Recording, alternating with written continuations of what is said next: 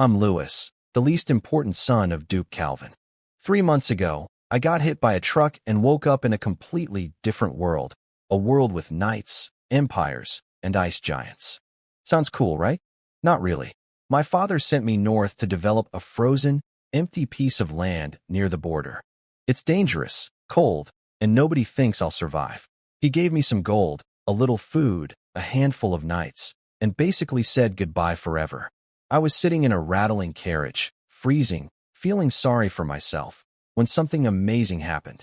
A voice appeared in my head and told me I now had a daily intelligence system. Every day, it sends me useful information, things like where to find resources, warnings about danger, and even secrets about people around me. The first messages came in right away. Most were just interesting gossip. A prince got killed in the capital, and my father had yet another child. But 2 messages really mattered. First, a school of rare fish called northern crystal cod would show up nearby at dawn. These fish are super valuable. Their bones can make knights stronger, and they sell for a lot of money. That was my first real chance to get ahead. Second, and this one scared me, one of my own knights, a guy named Roy, had put poison in my dinner soup. A man my own family assigned to protect me was trying to kill me before we even arrived. Without the system, I would have eaten that soup and died tonight. But now I knew.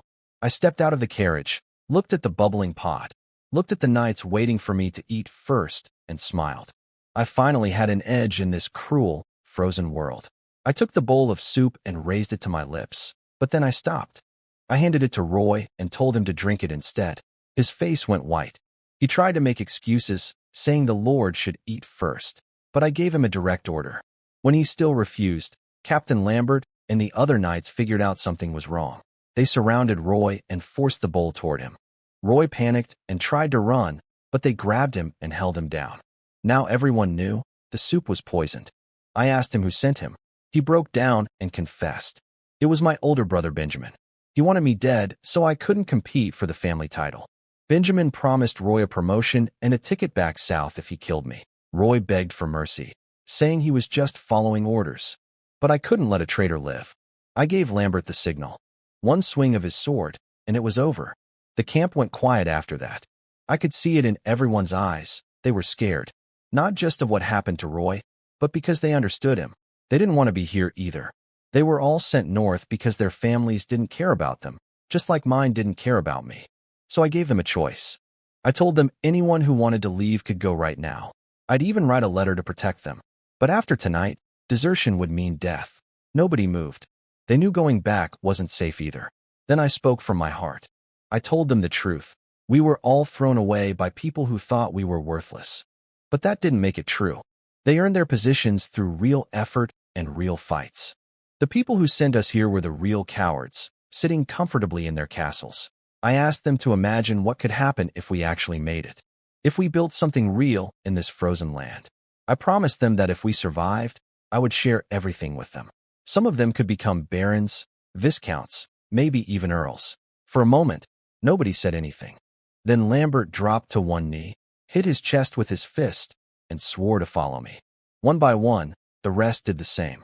Standing there in the cold, watching my knights kneel before me, I felt something change. We weren't just a group of rejects anymore. We were a team, and we were going to fight for our future together. The next morning, I could already see a difference in my knights. After last night's speech and a good meal of clean chicken soup, they moved faster and talked with more purpose. Some checked their gear without being told. Others started discussing plans for the north. It was a good sign, but I knew words alone wouldn't hold them for long. I needed to give them something real. Thanks to my intelligence system, I knew exactly where to find it. I led everyone to a frozen river about 3 kilometers west. The knights looked at the thick ice and clearly thought I was crazy. Catching fish under solid ice? A few of them quietly laughed behind my back. But Lambert trusted me. He swung his hammer and started breaking through. The others followed, and soon a crack opened up in the ice. Dark, freezing water rushed up through the gap. We lowered a net, and within seconds, the rope went tight. A bright silver fish burst out of the water and flopped onto the ice. Then another, and another. We pulled out 12 northern crystal cod in total. Their scales sparkled in the morning sun like jewels. One of the knights who knew about these fish shouted that they were incredibly rare. Their bones could purify a knight's blood and make them stronger. That got everyone's attention fast. Then I told them half the fish were theirs. I thought a few of them might actually cry. These were men who had been thrown away by their families. And here I was sharing something that even rich nobles rarely got to taste. We made fish soup over the campfire. It turned a strange, silvery white color as it cooked, almost glowing. When it was ready, I drank first to show them it was fine, and then they all drank too. The effect was immediate. Warmth spread through my whole body. I could feel my blood getting cleaner, my body getting lighter. The knights sat down, closed their eyes, and focused on absorbing the energy. Then something incredible happened. One young trainee started glowing with a faint silver light. He had advanced, jumped from apprentice to full knight, just like that. Then a second trainee did the same thing. The camp exploded with excitement. 2 promotions from a single bowl of soup. In the South, that kind of progress would take years of training and a fortune in resources. Every knight who drank the soup felt stronger, even the ones who didn't advance. They looked at me like I was some kind of chosen one. They didn't know about my system. They just thought I had been blessed by the gods. But what really won them over wasn't the fish. It was that I shared it with them. Nobody had ever treated them that way before. They started chanting my name across the frozen land, and this time, I knew their loyalty was real. After the fish soup, I sat down and practiced the tidal breathing technique, a secret method passed down in my family. I focused on my breathing, and I could feel the energy from the crystal cod flowing through my body, cleaning my blood and warming my bones. When I finished, I had advanced to mid-level official knight. That sounds impressive, but in my family, it's nothing.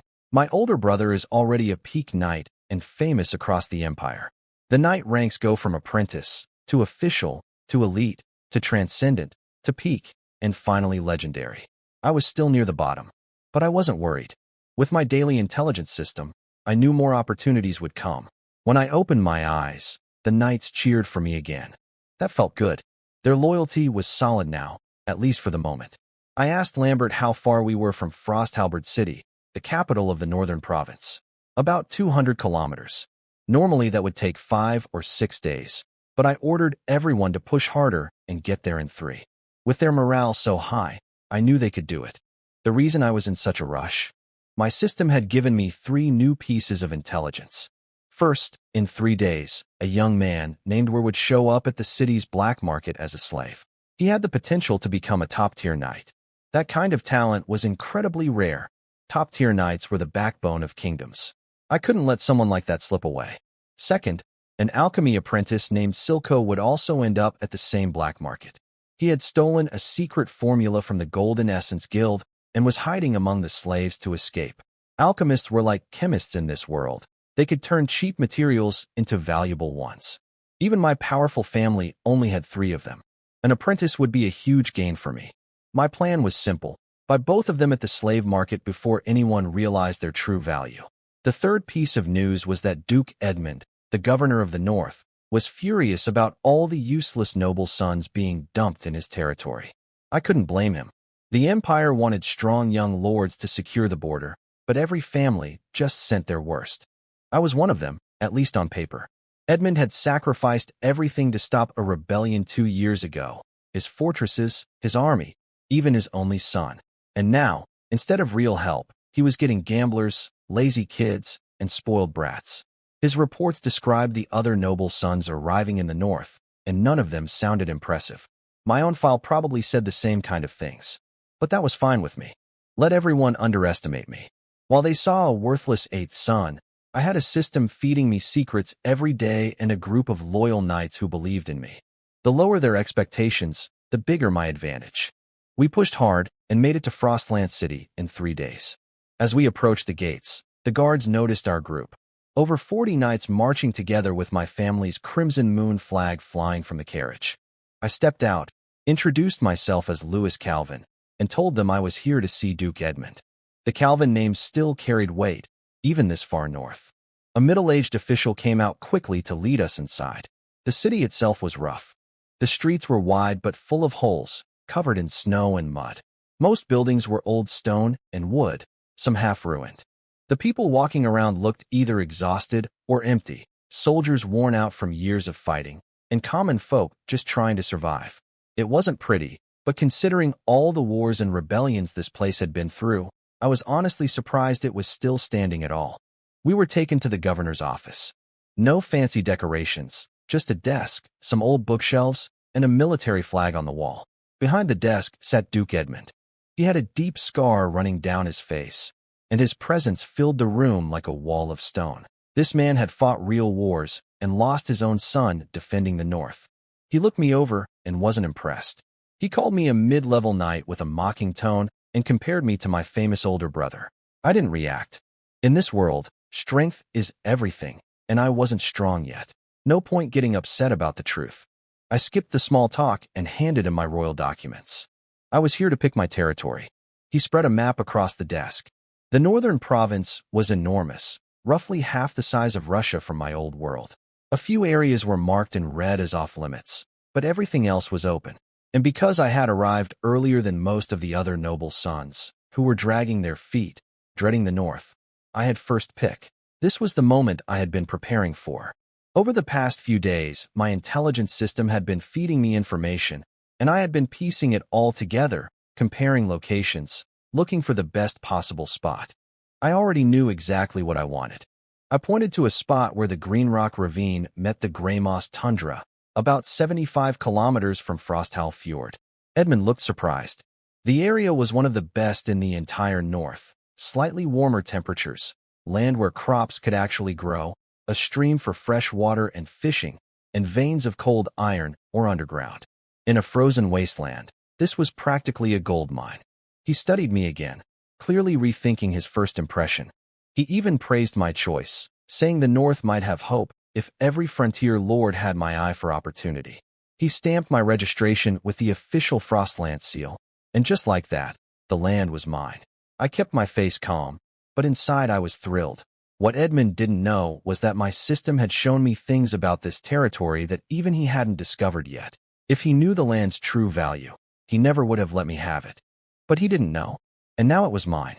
I claimed 300 square kilometers of northern land and named it Crimson Tide Territory, partly for my family's crimson crest and partly to remember the world I came from. To Duke Edmund, my land was just a slightly better patch of frozen ground. But thanks to my intelligence system, I knew it was so much more than that. The rivers had fish migrations every spring and autumn, a reliable food source. The land had geothermal springs, which was almost unheard of in the frozen north.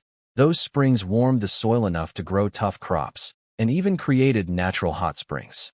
While everyone else would be freezing, I could be soaking in warm water. Not bad at all. But the real treasure was underground.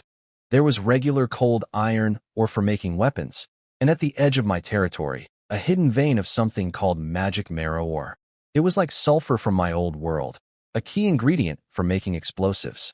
I wasn't strong enough to mine or protect it yet, but someday I'd use it to change everything. Imagine, explosives against knights. The thought gave me chills. Before leaving Edmund's office, I had one more move to make. I had my knights bring in 2 chests. I opened the first one, 3 live northern crystal cod, their silver scales glowing in the firelight. Edmund's eyes went wide. Even he, the governor of the entire north, could barely get his hands on these fish. And his daughter was apparently close to a breakthrough as an elite knight. These fish could push her over the edge. I told him the first 3 were a gift. Then I opened the second chest, 3 more crystal cod. These ones were for trade. Edmund laughed and called me sly. He asked what I wanted. I told him straight, people, soldiers, craftsmen, knights, I needed all of them. We haggled back and forth. He wouldn't give me veterans, but he offered 120 new recruits, 30 craftsmen, and after some pushing, 10 apprentice knights and 3 full knights. Their loyalty would stay with the North, but they'd follow my orders. I shook his hand. It was a great deal. Way better than I expected, honestly. Edmund was tough, but fair. As I was leaving, he reminded me to visit the slave market and buy some workers. He even sent an official with me to make sure the merchants wouldn't cheat me. I thanked him and headed out. The slave market was already part of my plan. 2 very important people were waiting there. Weir, the future top-tier knight, and Silco, the runaway alchemy apprentice. I had the land, the people, and the resources lined up. Now it was time to go collect my hidden treasures. I headed to the eastern market of Frosthowl City. The place was rough, wooden stalls covered with cloth, the smell of animal hides and roasted meat in the cold air. It used to be a small trading spot, but after the Empire's expansion order, merchants had flooded in to make money off the new frontier lords. At the far end was the slave market. It was technically illegal, but up here in the north, nobody cared. Rows of people stood behind wooden fences, thin, pale, dressed in rags. Most kept their heads down like they'd given up on life. A few still had some fight in their eyes, but one crack of the trader's whip and that disappeared fast. A trader spotted me and rushed over with a big fake smile, showing off his products like they were livestock. He pointed out strong young men, promised they could work like oxen, and even hinted at other services. I shut that down immediately. But I wasn't here to browse. I was here for two specific people. My eyes found the first one, a small, thin boy curled up in a woman's arms, shaking like a scared animal. Nobody looking at him would think twice. But my system told me this was Weir, the boy with the potential to become a top-tier knight. Someday, this trembling kid could be a warrior who changes the outcome of wars. Then I spotted the second one, a skinny man hiding in the back of the crowd, head down, messy gray hair covering his face, trying to be invisible. That was Silco, the alchemy apprentice on the run from the Golden Essence Guild. To everyone else, he looked like just another broken slave. To me, he was a future alchemist. The prices were 8 silver coins per man, 4 for women and children. Because the governor's official was standing next to me, the trader didn't dare overcharge. I bought everyone from that trader, over 380 people. Then I visited a few more traders and picked up another 120. 500 slaves total, costing me 380 gold coins. That was nearly half of everything I had. After that, I stocked up on food, seeds, farming tools, and weapons. Everything cost double what it would in the south. By the time I finished, I had only 68 gold coins left. It hurt, but I needed all of it to build my territory. During my 2 days in the city, I also met some of the other noble sons sent north. They were exactly what I expected, useless. Some were drinking themselves stupid in taverns. Others sat around looking miserable, cursing the emperor and blaming their families. None of them had any real plan. I smiled, said very little, and moved on. They weren't my concern. On the morning we left, I sat on my horse at the city gates and looked out at the road ahead. Behind me stood nearly 1,000 people, my knights, soldiers, craftsmen, and slaves, all heading toward the southeastern border, toward Crimson Tide territory, my land. I gave the order, and we marched. We set up camp along the road and cooked wheat porridge for everyone. The slaves lined up with wooden bowls, looking grateful just to have a warm meal. Most of them had spent their lives fighting over scraps, so even basic porridge felt like a luxury to them. My cook George kept worrying we'd run out of food if I kept feeding everyone so generously. I told him to stop complaining and just cook. He didn't understand. I knew my territory had plenty of resources waiting. We'd be fine. Then my daily intelligence report came in. The first 2 messages weren't urgent. Some other frontier baron had frozen to death after drinking too much, and the governor's daughter had advanced to elite knight. Interesting, but not my problem. The third message, though, made me tense up. 70 hungry ice wolves were hiding in the canyon ahead, waiting to ambush us. They had smelled our food and were planning to attack. I wasn't afraid. My knights were strong enough. But if the wolves caught us off guard, we could lose people. So I called Lambert and sent scouting parties to check the canyon. They came back quickly with proof. Claw marks in the snow, the stink of wild animals, tracks everywhere. The wolves were starving and getting desperate. I decided to turn their trap into ours. I ordered my men to set up wooden spike traps throughout the canyon and hide soldiers along the edges with bows ready. It worked perfectly. The wolves crept toward us through the snow, nearly invisible with their gray-blue fur. But the moment the lead wolves hit our trap line, massive wooden spikes shot up from the ground and killed them instantly. The rest of the pack panicked. My archers let loose a storm of arrows, dropping wolf after wolf. Then Lambert led the knights in a charge. It was incredible to watch. Knights leaping through the air, their weapons glowing with red battle energy, cutting through wolves like they were nothing. The whole fight was over fast. 70 wolves, all dead, and my side barely had a scratch. The only tough moment was the Wolf King, a huge beast that stood its ground when all the others ran. It lunged at Lambert with everything it had, but Lambert dodged, powered up his sword, and finished it with one strike. We collected the spoils, 70 thick pelts, sharp fangs, and a huge pile of wolf meat. I told everyone to skin the wolves and share the meat as an extra meal. The soldiers cheered. In this freezing wasteland, hot meat was a real treat. I could see something change in the newer soldiers' eyes after that. It wasn't just obedience anymore, it was real respect. I'd warned them about the danger before it came, set a smart trap, won a clean victory, and then shared the rewards. That's how you earn loyalty, not just with words, but with results. After days of traveling, we finally arrived at Crimson Tide territory. My first look at the place wasn't exactly inspiring. It was flat, empty, and dead, barely a blade of grass anywhere. One of the southern knights muttered about how poor it looked. I didn't argue. On the surface, he was right. But I knew better. My intelligence system had already told me what was hiding beneath this barren land. I got to work immediately. I ordered the men to set up tents, find water by the river, start cutting wood for future buildings, and clear a training ground for the soldiers. The sounds of chopping and shouting broke the silence, and for the first time, this dead land felt alive. Over the next few days, I explored every part of my territory on foot. At the southern edge, I found steam rising from the ground where the snow had melted. I crouched down and felt warmth coming from the earth, geothermal vents, exactly where the system said they'd be. In a place where everything was frozen, underground heat was priceless. It could warm homes and help crops grow. Even better, I found natural hot springs nearby. I decided right then to build my manor next to them. While other frontier lords freeze in their tents, I'll be soaking in warm water. Not bad for an exiled lord. Next, I checked the river. The ice was starting to crack, and there were already a few birds catching small fish. It wasn't much yet, but my system told me this river would be full of fish once spring hit, a steady food supply for everyone. Then my scouts came back with even more good news. They found cold iron ore in the northwestern mountains, and deeper inside, a mineral that glowed dark red, magic essence, ore. Lambert nearly lost his mind when he heard that. Magic essence, ore was worth a fortune. I stayed calm since I already knew about it, but I also knew we weren't ready to mine it yet. That treasure would have to wait. The hardest part of my tour was visiting the native settlement. It was awful. Muddy, rotten-smelling ground. Crooked shacks that looked ready to collapse.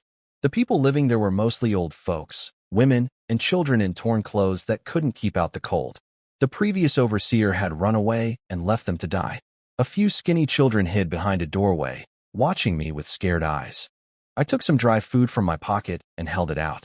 They just stared at first, too afraid to take it. When they finally grabbed it, they ate so fast it was like they thought the food would disappear. One small boy didn't eat his. He tucked it inside his worn coat. When I asked why, he said in a tiny, shaking voice that he wanted to save it for his mother. That hit me hard.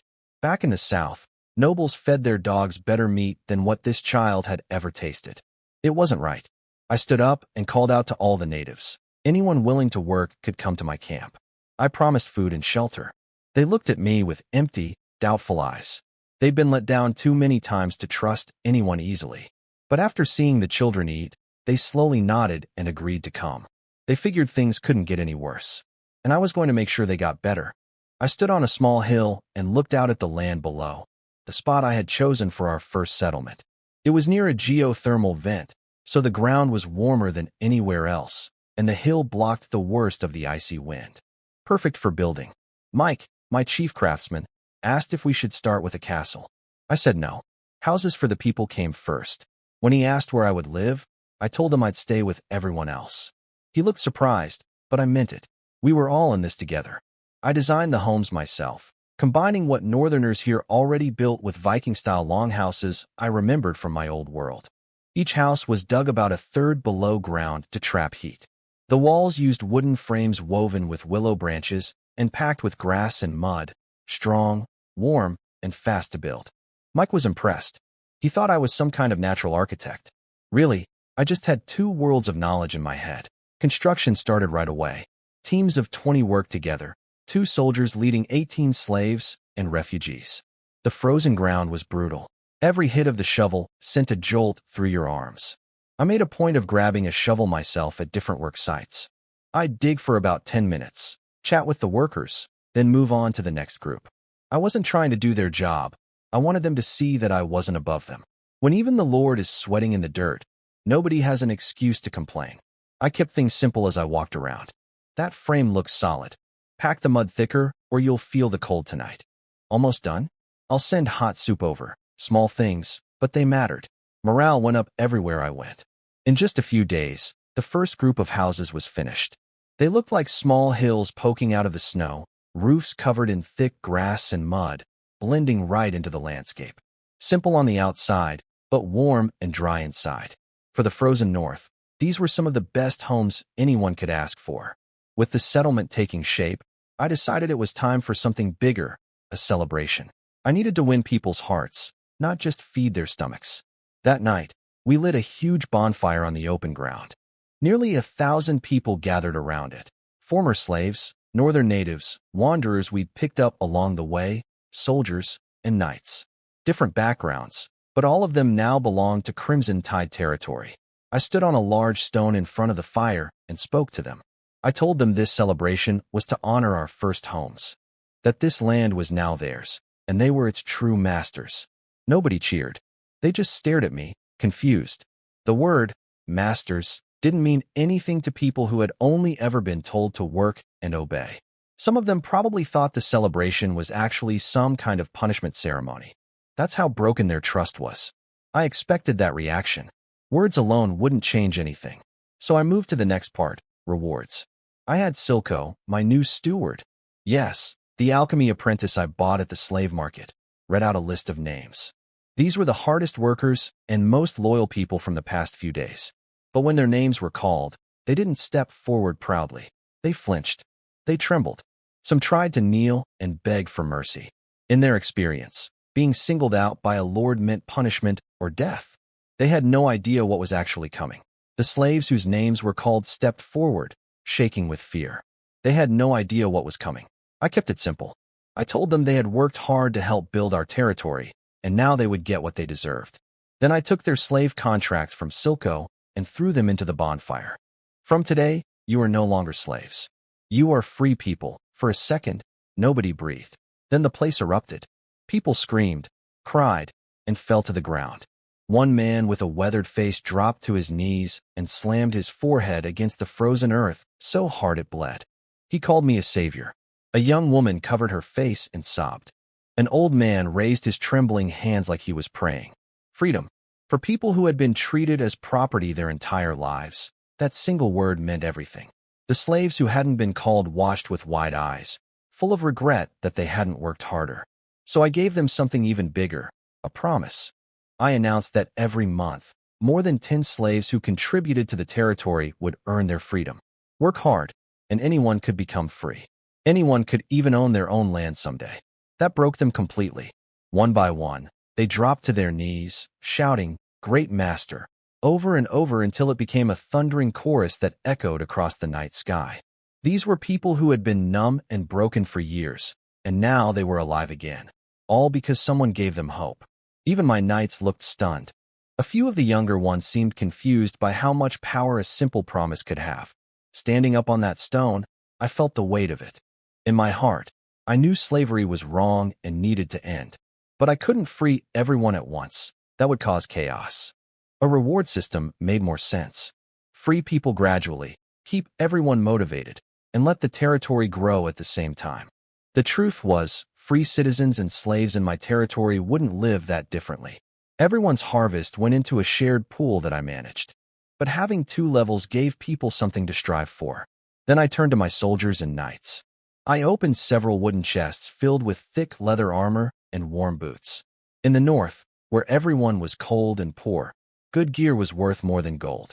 Soldiers rushed forward, grabbing their new equipment with huge grins. Real leather armor, these boots, the best in the north. They couldn't believe it. Many of them had been patrolling in worn-out boots with frozen feet. Now they had proper gear. I had bought it all in Frostland City ahead of time, knowing from my system exactly what they needed most. After the gifts came the feast. Roasted game animals, golden and dripping with juices, were brought out. Everyone got a piece, even the lowest slaves. Some people cried just from tasting real meat for the first time in years. Music started. A nomad played a bone flute. Women danced around the bonfire. Soldiers laughed and competed to see who could dance the worst. Children ran around in groups, just being kids for once. I watched it all from the highest rock. The dancing, the laughter, the crying.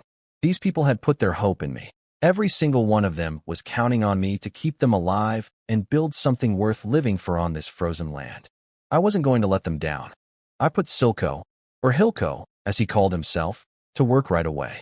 I told him to survey every single person in the territory and find out what they were good at. He wasn't happy about it. He grumbled and complained, but he did the job. What Silco didn't know was that I already knew everything about him. My intelligence system had told me his real story the day I bought him. He was an alchemy apprentice from the Golden Core Guild in the Jade Federation. He'd been hired by some shady figure to steal a secret formula from his mentor. The job went wrong. He had to take the whole document because it was too complicated to memorize. His mentor noticed it was missing, and a bounty went out for his head. Silco panicked, disguised himself as a slave, and tried to escape north with a group of slave traders. But the traders were rough. Every time he caused trouble, they whipped him until he gave up and just acted like a regular slave. Eventually, he ended up at the black market in Frostland City, where I bought him. He thought he'd been sold into another nightmare. But when I found out he could read and do math, I freed him and made him my steward. I could tell he was confused by me, a nobleman who shared food with slaves and burned their contracts. He once muttered that I seemed more like a priest than a lord. I knew he was secretly planning to run away. In his mind, he was a future master alchemist, not some bookkeeper for a border lord in the middle of nowhere. But I wasn't worried. There was nowhere to go out here, and he was too useful to lose. When he finally dropped the finished survey on my desk, he looked half dead from exhaustion. But the work was excellent. The handwriting wasn't perfect, but everything was organized clearly. Names, skills, ages, even notes about who could barely hold a hoe and which children were good at hunting. He had real talent for this kind of work. I decided to keep pretending I didn't know his secret. If I confronted him, he might shut down or try harder to escape. Right now, I needed a capable assistant more than I needed an alchemy apprentice. The territory didn't even have proper buildings yet. What would I do with alchemy? And honestly, if I lost Silco, I'd be buried under that mountain of paperwork myself. No thanks. So I kept quiet and opened the survey book. The results made me smile. My territory had about 1,000 people. Most were farmers and herders, but there were over 100 experienced fishermen, plus dozens of hunters, blacksmiths, carpenters, and tanners. That was more than enough to build a basic self-sufficient community. A territory is like a machine. Every person is a gear, and they need to be in the right place. Put a farmer at a forge and a fisherman in a ditch, and everything slows down. But match people to what they're actually good at, and the whole thing runs smoothly. Now I had the information I needed. The next step was organizing everyone and putting a real development plan into action. I sat down and planned out the future of Crimson Tide territory. Having a system that fed me information was great, but I couldn't rely on it alone to feed 1,000 people. I needed real industries. I called Silco over and started giving orders. First, fishing. I sent 100 fishermen to the river to build a temporary dock and prepare boats. There weren't many fish yet, but once the water warmed up, huge schools would swim upstream to spawn. That catch would become one of our biggest food sources. Down the road, I wanted to set up fish farms too, breed cold water fish instead of depending only on wild ones. Second, farming. I had over 400 farmers start clearing land. I showed Silco on the map where the geothermal spots were. We could use hot spring water to thaw frozen soil and set up irrigation. The ground wasn't the most fertile, but it was workable. I chose rye and potatoes as our first crops since they could handle the cold. For livestock, we barely had anything. A few cattle, sheep, and reindeer. I planned to send people to Frostland City to buy more animals and build a proper livestock area. Third, hunting and security. I had 50+ hunters patrol the forest edges while they hunted. They'd keep watch for monsters and any suspicious outsiders. Fourth, craftsmanship. Leatherworkers would make winter clothes. Blacksmiths would forge farming tools. Carpenters would keep building houses. I wanted them all in one workshop, training apprentices and working together as a real production chain. Silco scribbled everything down, barely keeping up. I could tell his opinion of me was changing. He'd started out thinking I was just a soft-hearted nobleman. But now he was seeing someone who actually knew how to run things. The territory came alive after that. Hunters headed out, fishermen fixed their boats, hammers rang through the camp. The land was waking up. When spring came, most of the north was still frozen. But not our fields. A week earlier, I had ordered people to channel hot spring water into the farmland to melt the ice in the soil. It worked beautifully. The ground turned soft and warm, something northern farmers had never seen in early spring. People couldn't believe it. They knelt down and touched the soil, amazed. Planting crops this early in the north was unheard of. I knew the hot spring water was only a short-term fix. It was salty, and using it too much would eventually ruin the soil. Someday we'd need greenhouses. But for now, it gave us a head start nobody else had. My farm manager was a quiet man named Mick. He'd been just another slave, easy to overlook. But my intelligence system had flagged him as someone with exceptional farming talent, an instinctive understanding of soil, crops, and weather. When I freed him and gave him the job, he couldn't even speak. He just went straight to work. On planting day, Mick tested the soil and confirmed everything was ready. Hundreds of farmers pushed their plows into the ground and were shocked at how soft it was. Some even felt warmth rising from the earth. We spread a special fertilizer I had ordered made earlier, a mix of animal and human manure, straw, fish guts, and crushed gravel powder. It smelled terrible. Eyes watered, noses burned. But nobody complained. They all knew this stuff would make the difference between a good harvest and starvation. Mick told me we could start planting in 4 days. Everything was on track. I left the fields, not because of the smell, but because my daily intelligence system had just updated with 3 new pieces of information that needed my attention right away. My daily intelligence gave me 3 solid pieces of information this time. First, the chieftain of the Cold Moon tribe, a powerful barbarian group that had been raiding the Empire's northern lands for years, had been poisoned and died. His tribe was falling into civil war. That could shake up the whole region, but I was too small to do anything about it right now. All I could do was build my strength and be ready when the storm came. Second, there was a pack of ice wolves at Blue Cliff Rift, and most of them were pups. This was huge. Adult Arctic wolves were nearly impossible to tame, but pups raised from a young age could become loyal war animals. I was pretty sure these were the orphaned cubs of the wolf pack we'd killed on our way here. If I could capture them, Crimson Tide territory would have its own wolf riders someday. Third, a merchant named Jack would be selling cranberry seeds at Frostland City in 4 days. Hidden among them would be a dozen Frostblood Crimson berries, an incredibly rare mutant berry filled with magic energy that could strengthen a knight's bloodline. If I could grow these on a large scale, they'd become the most valuable crop in my entire territory. The problem was, Frostland City was too far for me to reach in time. So I sent Lambert and 2 elite knights ahead on fast horses with orders to get there early and buy every seed Jack had before anyone else could. While I was at it, I wrote a letter home to my father asking for money. I doubted the cold old Duke would care, but it was worth trying.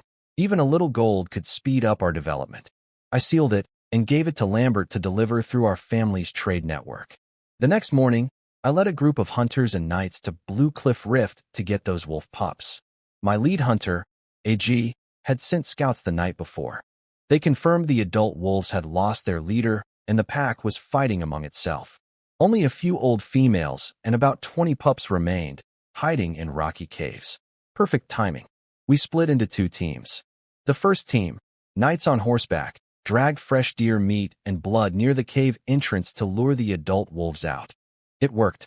5 big wolves came charging after the bait. The knights led them far from the den, then turned and cut them down in minutes. These were trained fighters with battle energy. The wolves didn't stand a chance. While that was happening, I led the second team into the cave. We lit torches and crept inside. The smell was strong, pure wild animal. Deep in the back, we found them, about 20 wolf pups huddled together, white as snow, shaking with fear. Some of the braver ones tried to growl at us, but they were so small it was more cute than scary. We placed meat coated with calming herbs in front of them. A few hungry pups gave in first, then the rest followed, pushing each other to get their share. Within 2 minutes, the herbs kicked in. The pups got drowsy and wobbly. I told my hunters to be gentle. These weren't just animals. They were the future war wolves of Crimson Tide territory. We needed them healthy and trusting. This was a long game. Tame them right, and someday they'd be one of our greatest weapons. We brought the wolf pups back to camp and placed them in a wooden enclosure I'd had prepared, spacious, with dry grass on the floor and soft nests made of animal hide to make them feel safe. Even so, the pups were scared. They curled up, bared their tiny teeth, and watched us with wide, suspicious eyes. One pup stood out immediately. He was bigger than the rest, with long limbs and a proud look that never wavered. While the others whimpered and hid, this one stood tall and stared right at us without flinching. AEG confirmed what I was already thinking. This was the Wolf King's pup. I named him Lungfeng. I asked AG how we should tame them, partly because I wanted his opinion, partly because I was testing him. My system had already told me he was a natural beast tamer, and I wanted to see it for myself. He didn't disappoint. He laid out a clear plan. Build trust through feeding, establish dominance when they guard food or resist, and most importantly, tame Lungfeng first. In a wolf pack, hierarchy is everything. If the strongest pup accepts me as master, the rest will follow. Then he said something bold. He told me I should tame Lungfeng personally. The other hunters looked shocked, but I liked his honesty. I promoted him on the spot to head of all beast taming in the territory. The old man dropped to one knee, barely able to contain his excitement. Just months ago, he'd been a homeless wanderer nearly freezing to death. Now he had a real purpose. While AEG started working with the pups, I had other things moving too. Lambert and his 2 knights made it to Frostland City ahead of schedule and found the seed merchant Jack, a small-time southern trader who had come north hoping to get rich. Before Jack could even set up his stall properly, Lambert rode up and bought his entire stock for 5 gold coins. Jack was thrilled. He had no idea he'd just sold a dozen Frostblood Crimsonberry seeds mixed in with ordinary cranberries. Those berries alone could be worth thousands of gold coins. If he ever found out, he'd probably cry. But that was his problem, not mine. Lambert also delivered my letter home to my family's trade office in the city, asking my father for money. I still wasn't sure the old Duke would send anything, but it was worth the attempt. Back at the territory, spring planting was in full swing. I rode through the fields watching hundreds of farmers work the warm, fertilized soil. Everywhere I went, they paused and bowed, not out of fear like in most noble territories, but out of genuine respect. The former slaves looked at me with something extra in their eyes. Hope. They wanted to be noticed. They wanted their chance at freedom. I noticed it all, but kept my feelings to myself. To be honest, I saw everyone in my territory as part of one system. Slaves, free people, they all had a role to play. The reward structure kept them motivated, and I wasn't going to change it until the time was right. Mick, my farm manager, came over with a big smile on his dirt-covered face. He told me the fertilizer was working perfectly and predicted a great harvest. Looking at the dark, rich soil in the plowed fields, I believed him.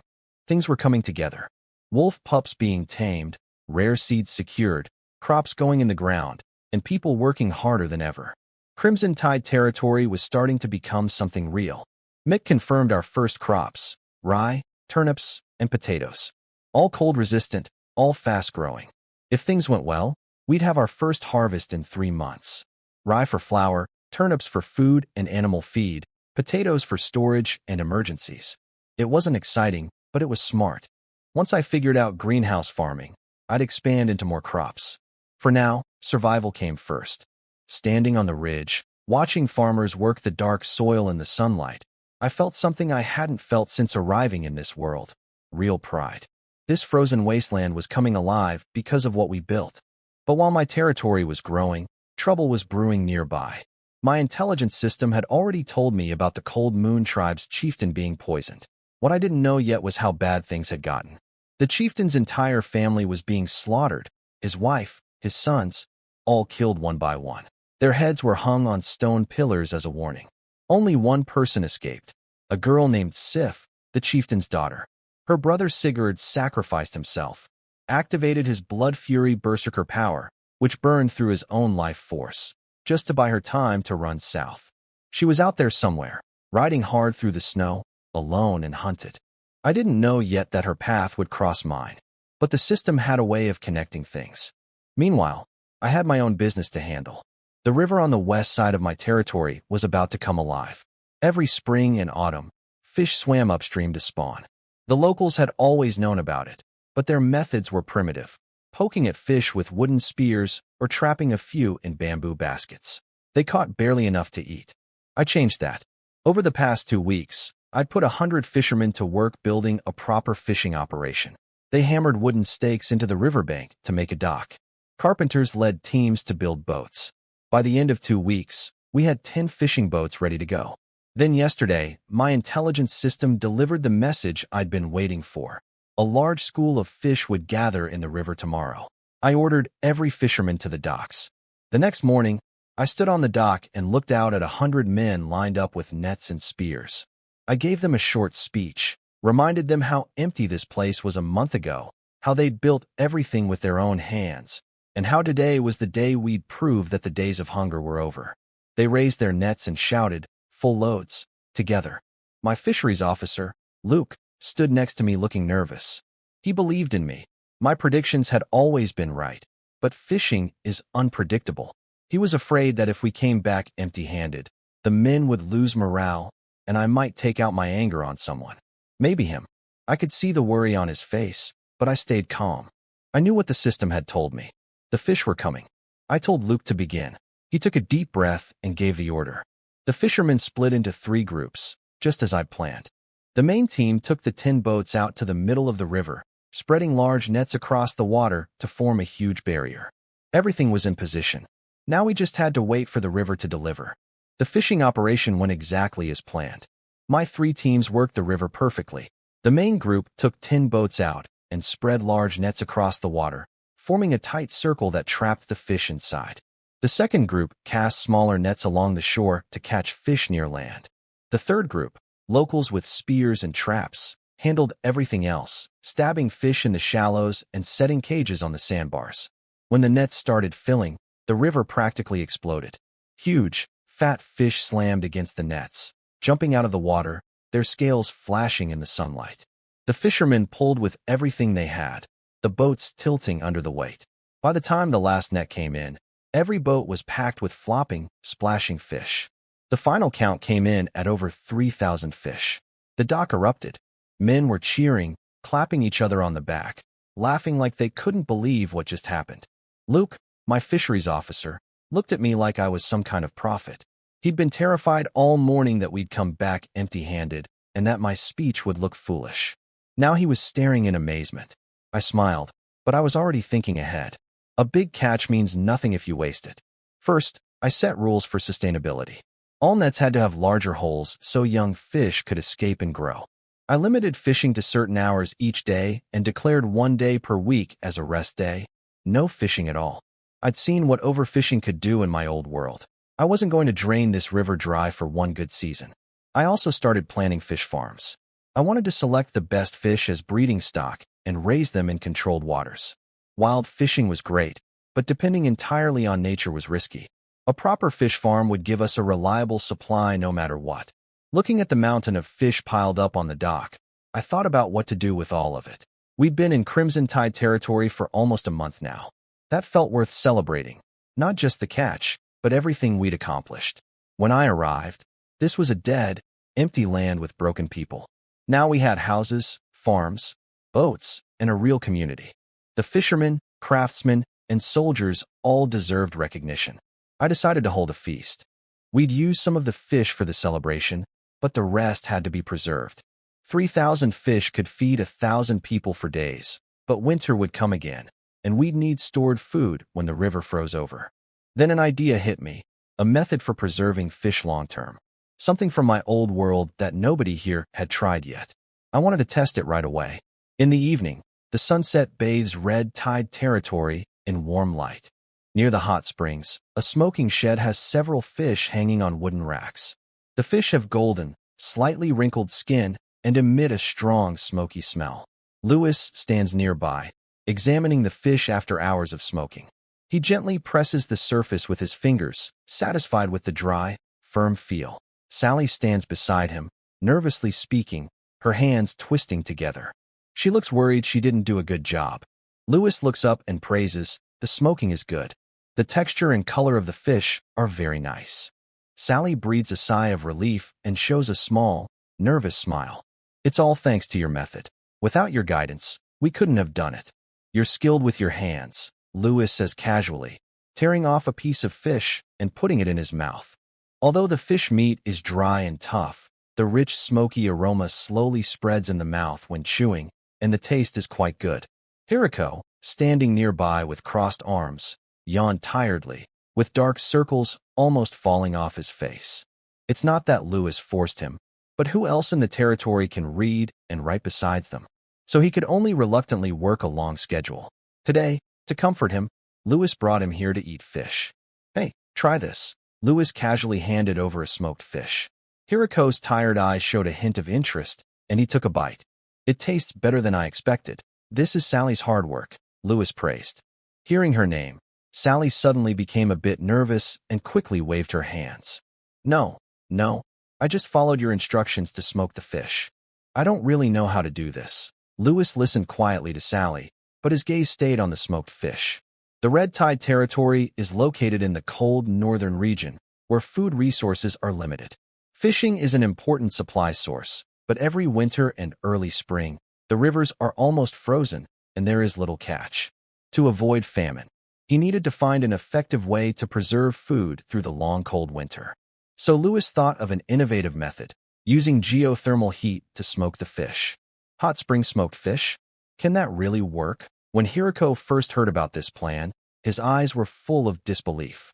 Compared to just drying, this method can remove more water and extend storage time, Lewis explained. Anyway, this method was worth trying. He chose Sally, who was careful and skillful, to lead the women in an initial attempt. The first step was to prepare the fish. First, cut open the belly and remove the internal organs, but keep the fish skin. The skin not only prevents the fish from falling apart during smoking, but also locks in the aroma, making the smoked fish taste better. Next, salt the fish heavily, for several hours to a day, depending on the weather and humidity. This helps remove the fishy smell, enhance freshness, and remove some water content, preparing for the next step. The second step was to build the smoking rack. In the hot spring area, they wove a row of racks using branches, bamboo, and vines. They also added simple windproof and insulation facilities on both sides of the racks, allowing the hot spring steam to penetrate the fish as much as possible while preventing heat loss. Step 3. The smoking process. Geothermal energy is unstable, so the smoking takes 2 to 3 days and is done in several rounds. If the heat is too high, the fish will become hard. If it's too low, it will be hard to preserve. Therefore, each batch of smoked fish must have its time and temperature carefully adjusted. Although this process seems complicated, Sally has been trying repeatedly and has achieved small success. The fish hanging on the smoking rack is now one of the hopes for winter in the Red Tide Territory. Lewis nods slightly. We can now increase the scale. A hint of surprise flashes in Sally's eyes. She and the women under her have worked hard for several days for this. In this world where strength is valued most, women usually have a low status. If they can take on the task of smoking fish, their status in the Red Tide Territory will improve a lot. She bites her lip and asks carefully, "My lord, are you saying we will be responsible for smoking the fish? You've already done very well, haven't you?" Lewis looks at her calmly, glancing over the smoking racks. If we expand the scale, experienced people will naturally be in charge. Sally's heart beats faster. She clutches her apron tightly, feeling a sense of security she has never felt before. "Thank you, my lord." She almost instinctively bows, her voice trembling slightly. Lewis smiles. "It's me who should thank you." At this moment, a knight approaches and whispers to Lewis, "Lord Lambert has returned." Lewis's eyes brighten. This is truly good news. He quickly walks toward the residence area to meet the three who have just entered. Lambert kneels on one knee and quietly says, "Mission accomplished." Lewis nods slightly, a look of satisfaction in his eyes. Lambert always gives a feeling of reassurance. "Good work," he says in a deep voice, then glances at the other two elite knights behind him. Although they look a bit tired, no one complains about the journey. "We will hear the detailed report tomorrow," Lewis says with a gentle smile. "Rest well tonight. At tomorrow's awards ceremony, you will all receive the rewards you deserve." The three bow respectfully and reply, "Yes. Leave the seeds here, and you can go rest now." Three knights quickly handed over the package to the servant and left, tired from their journey. using battle energy to travel long distances. Even elite knights can feel exhausted physically and mentally. Lewis watched them leave until their figures disappeared, then turned to walk toward his office, with the servant carrying a large bag of seeds behind him. The seeds were neatly arranged on the desk, showing the results of this purchase. Lewis waved his hand to signal the servant to leave. After the door gently closed, he stepped forward to his desk and found the seeds he wanted using the information system. He gently picked up one seed and examined it. The seed was reddish-brown, smooth on the surface, and looked just like ordinary cranberry seeds.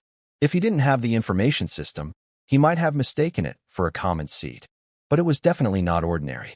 This is the frostblood crimson berry, a special fruit from the cold northern lands that has been affected by magic. Eating it can strengthen the body and improve the knight's battle energy. This means that once cultivated successfully, it could become a unique product of the Red Tide territory. It could also become a strategic resource that noble families would compete for. Lewis looked at the seed as if he saw mountains of gold and silver calling to him. A whole month had passed since Lewis arrived in the Red Tide territory. Now he was standing on a makeshift wooden platform, looking down at the gathered people below. 12 armored knights stood on either side, maintaining neat and uniform postures, making the Lord's figure look more imposing in the firelight. With the sound of a horn breaking the night sky, the Red Tide territory's commendation ceremony officially began. More than 30 knights knelt on one knee. They placed their left fists over their chests and held their knight's swords in their right hands, reciting the oath Lewis had prepared in advance. We believe in the dragon ancestor and follow the Lord of the Red Tide. Loyal to Lewis Calvin, sworn to defend the glory of the Red Tide with blood and sweat. Their powerful voices echoed across the square. Then, the entire square erupted in deafening cheers. Soldiers struck their shields, farmers raised their hoes and wooden staffs, and even children shouted excitedly. Lewis raised his hand slightly, signaling everyone to be quiet. The noise gradually subsided, and all eyes focused on the young lord. Lewis finally spoke slowly. We have been in the Red Tide territory for a month. A month ago, this place was a barren, empty land. We faced many challenges like poverty, hunger, snowstorms, and wild animal attacks. He paused and looked at the people present. But now, we have overcome the first crisis, thanks to all of you. You built the first shelter to keep warm, so children and the elderly no longer had to sleep outside in the cold. You caught the first fish from the river, filling the stomachs of your brothers and sisters. You cleared the first farmland, planted the first seeds, giving hope to this poor land. All of this is because of you, Lewis said passionately. Your hard work has made this frozen land come alive. Most people in the crowd clenched their fists and their eyes filled with tears from excitement. They had never heard a lord give credit to common people before. It was lucky enough not to be whipped in the past. Lewis looked over the crowd and said, "Of course, there will be rewards for your efforts. In the Red Tide territory, no matter who you are, if you work hard and stay loyal, you will get what you deserve. Next, I want to honor the heroes who made great contributions to the territory." As he finished speaking, the square suddenly became quiet. Everyone held their breath and looked intently at the figure on the high platform. Farmer Mick, the middle-aged man, hunched and stumbling forward, slipped on the wooden steps with his muddy old boots. But when he looked up at the Lord, his previously hunched back straightened. "Mick, you improved farming methods, making this barren land come alive." Lewis pointed to the distant farmland that was beginning to take shape. "Therefore, I officially promote you to agricultural director, giving you greater authority over the farmland, and granting you an extra piece of land for testing new crops." Tears rolled down Mick's face. "Thank you, your lordship." The crowd erupted in applause, and many farmers cheered excitedly. Craftsman Representative Mike, an old man with skin tanned by the sun, strode onto the stage, his face full of pride. "You have shown extraordinary talent in building design, making the houses in the Red Tide territory stronger and warmer, laying a solid foundation for the development of the land."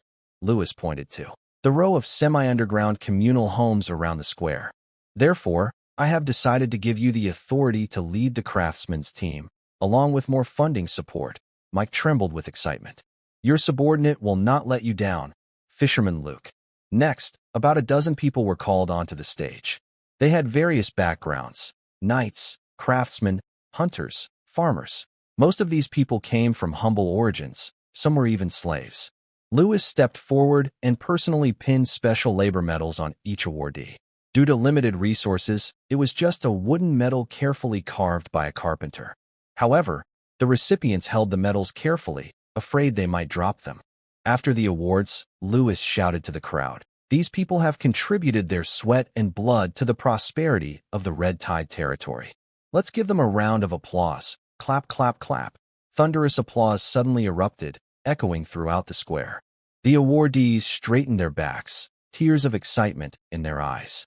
The medals on their chests reflected bright light under the bonfire. They were just ordinary fishermen, hunters, craftsmen, or even lowly slaves. But at this moment, they stood in the spotlight, receiving the highest honor from the Red Tide territory. This was a feeling they had never experienced before in their lives. If Lewis asked them to go through fire and water right now, they would do it without hesitation. Of course, we also want to acknowledge others who have worked hard. Let's give them a round of applause too. As soon as he finished speaking, applause erupted again. This time, it was not just for those on the stage, but for everyone present. Because everyone was contributing in their own way to make the Red Tide territory stronger. Then Lewis's gaze slowly swept over the crowd. Those wearing tattered clothes, still bearing slave marks. They looked down, their eyes shining with a faint light, filled with unease and hope. Today, I will also fulfill another promise. The slaves' hearts beat faster, and the air seemed to freeze for a moment. Next, these people. Lewis began reading a list of names, all of whom had shown outstanding performance in work, construction, and development over the past month. Those whose names were called looked surprised and unable to believe it.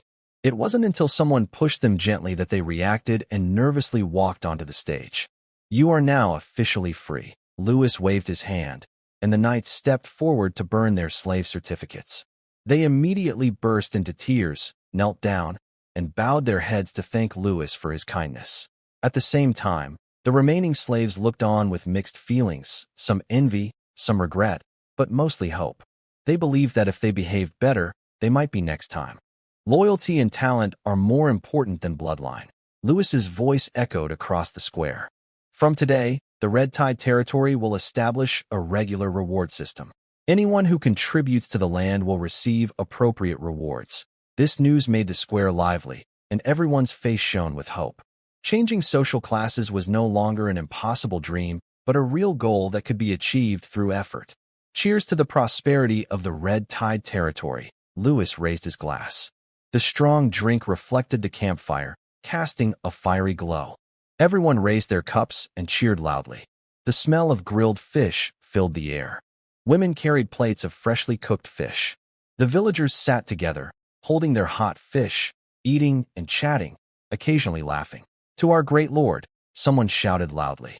Everyone raised their glasses excitedly and responded, "To our great Lord." Clinking glasses and laughter filled the air.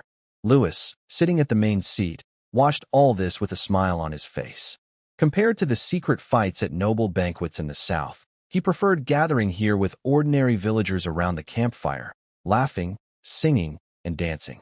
Perhaps feeling a bit tipsy, Lewis casually took a wooden lute handed to him by a knight.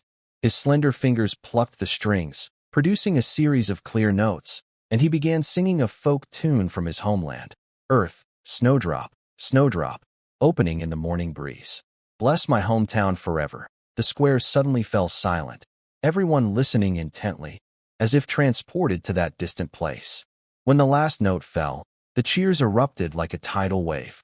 "One more song," someone shouted enthusiastically. "Lord, you sang so well. One more song." "Cheers to the Lord." Everyone in the square joined in the cheer. Even the most reserved knights couldn't help but smile. Lewis shook his head and chuckled, casually grabbing a piece of roasted fish and taking a bite, letting the joyful sounds drift into the night. The next morning, Lewis woke up to sunlight shining through the curtains, and the air still carried the smell of last night's campfire smoke. "Maybe I drank too much," he muttered, rubbing his temples with a tired sigh. Usually, he wakes before dawn to practice breathing techniques and cultivate his fighting spirit. But last night was so fun that he slept in this morning, which was rare for him. He instinctively reached out to check his side of the bed, relieved to find it empty on the other side. Good, he hadn't made a mistake. After washing up, Lewis sat cross-legged on the bed, took a deep breath, and slowly started practicing the tide breathing technique. The fighting spirit flowed along his blood vessels, but he could clearly feel it was stuck. He was still at the bottleneck, an intermediate knight, unable to advance. Damn it, when will I break through? He had been training very strictly, but his talent was too average. Relying solely on training to improve was much harder for him than for others. If only he could find something like the North Crystal Cod again. Useless system, give me some strength. He thought helplessly, then casually opened the information system to see what news was worth noting today. 1. After the banquet, the farm officer Mick proposed to Tanya and succeeded. 2.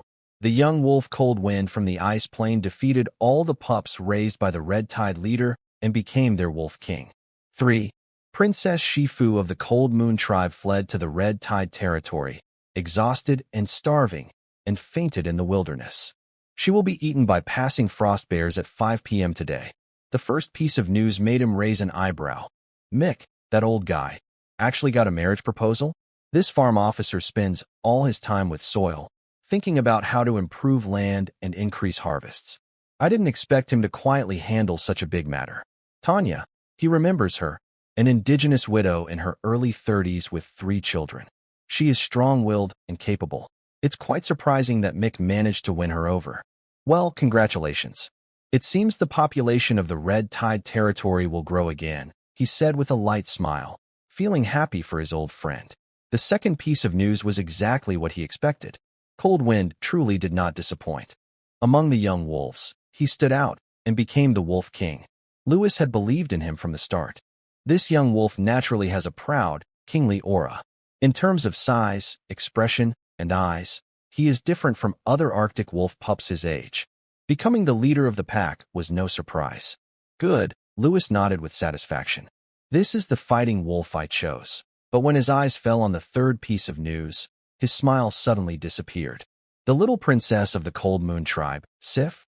She ran away to the Red Tide territory? This news made Lewis feel uneasy.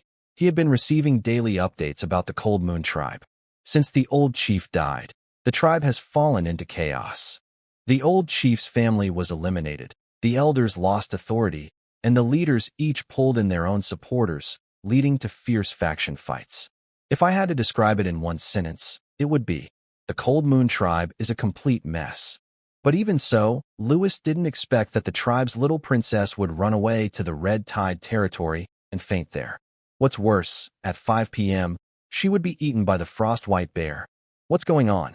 Lewis rubbed his forehead and sighed. He only had 2 choices, save her or not. He hesitated for a long time, tapping lightly on the table with his fingers. The situation with the Cold Moon tribe was extremely complicated. Sif's appearance might trigger a series of unknown problems. Moreover, she was unconscious in the wilderness, and at 5 o'clock, she would become the frost-white bear's dinner. If she died, it would be over, and it had nothing to do with him. But in the end, Lewis decided to act. First, since Sif has already escaped near the Red Tide territory, it shows she is far from the power struggles of the Cold Moon tribe. Rescuing her is not very risky. Second, although he is not a saint, his simple values make him unable to stand by and do nothing. An innocent girl, regardless of her background, if he has the ability to save her, he cannot just watch her die. Otherwise, he would feel guilty forever. Third, even though this idea is very distant and unrealistic, what if someday he becomes strong enough to use Sif's name to control the Cold Moon tribe? Of course, it's too early to think about this now. In short, based on reason, kindness, and a little bit of hope, Lewis made a decision. To save her, Lambert, Lewis called his loyal knight. Lambert quickly entered and bowed respectfully. My lord? I'm going hunting. Prepare everything, Lewis said casually. Lambert was slightly surprised and looked at the lord with some astonishment. Since arriving at the Red Tide territory, this young lord has been busy with his land all day long. He didn't even have time for morning walks. Yet today he suddenly wanted to go hunting with enthusiasm. But as a good servant, Lambert didn't ask much. He simply nodded and said, understood. I will arrange for hunters and knights. Although spring had arrived in the north, the cold wind was still biting. Sif's hands clenched the reins tightly, her fingertips numb. The horse beneath her was panting heavily, its hooves stumbling, and the sweat on its body was quickly turning to frost in the cold night. Almost. Faster. Behind her, the flames of the Cold Moon tribe's fire burned brightly, a result of her brother's sacrifice of his life. She couldn't turn back, couldn't stop. Run south, never come back. Sigurd's angry shout still echoed in her mind, like a nail hammered deep into her soul. Sigurd was dead, her father, mother, and siblings all perished, and she was left alive, a lost soul wandering in this world with no home. No destination, only fleeing southward. Food was long gone.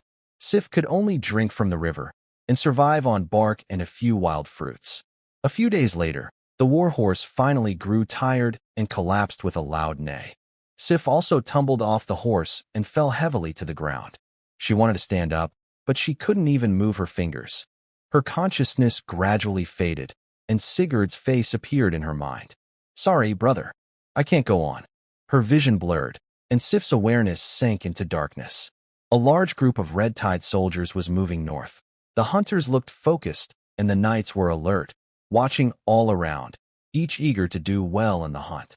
After all, this hunt was personally led by the Lord himself.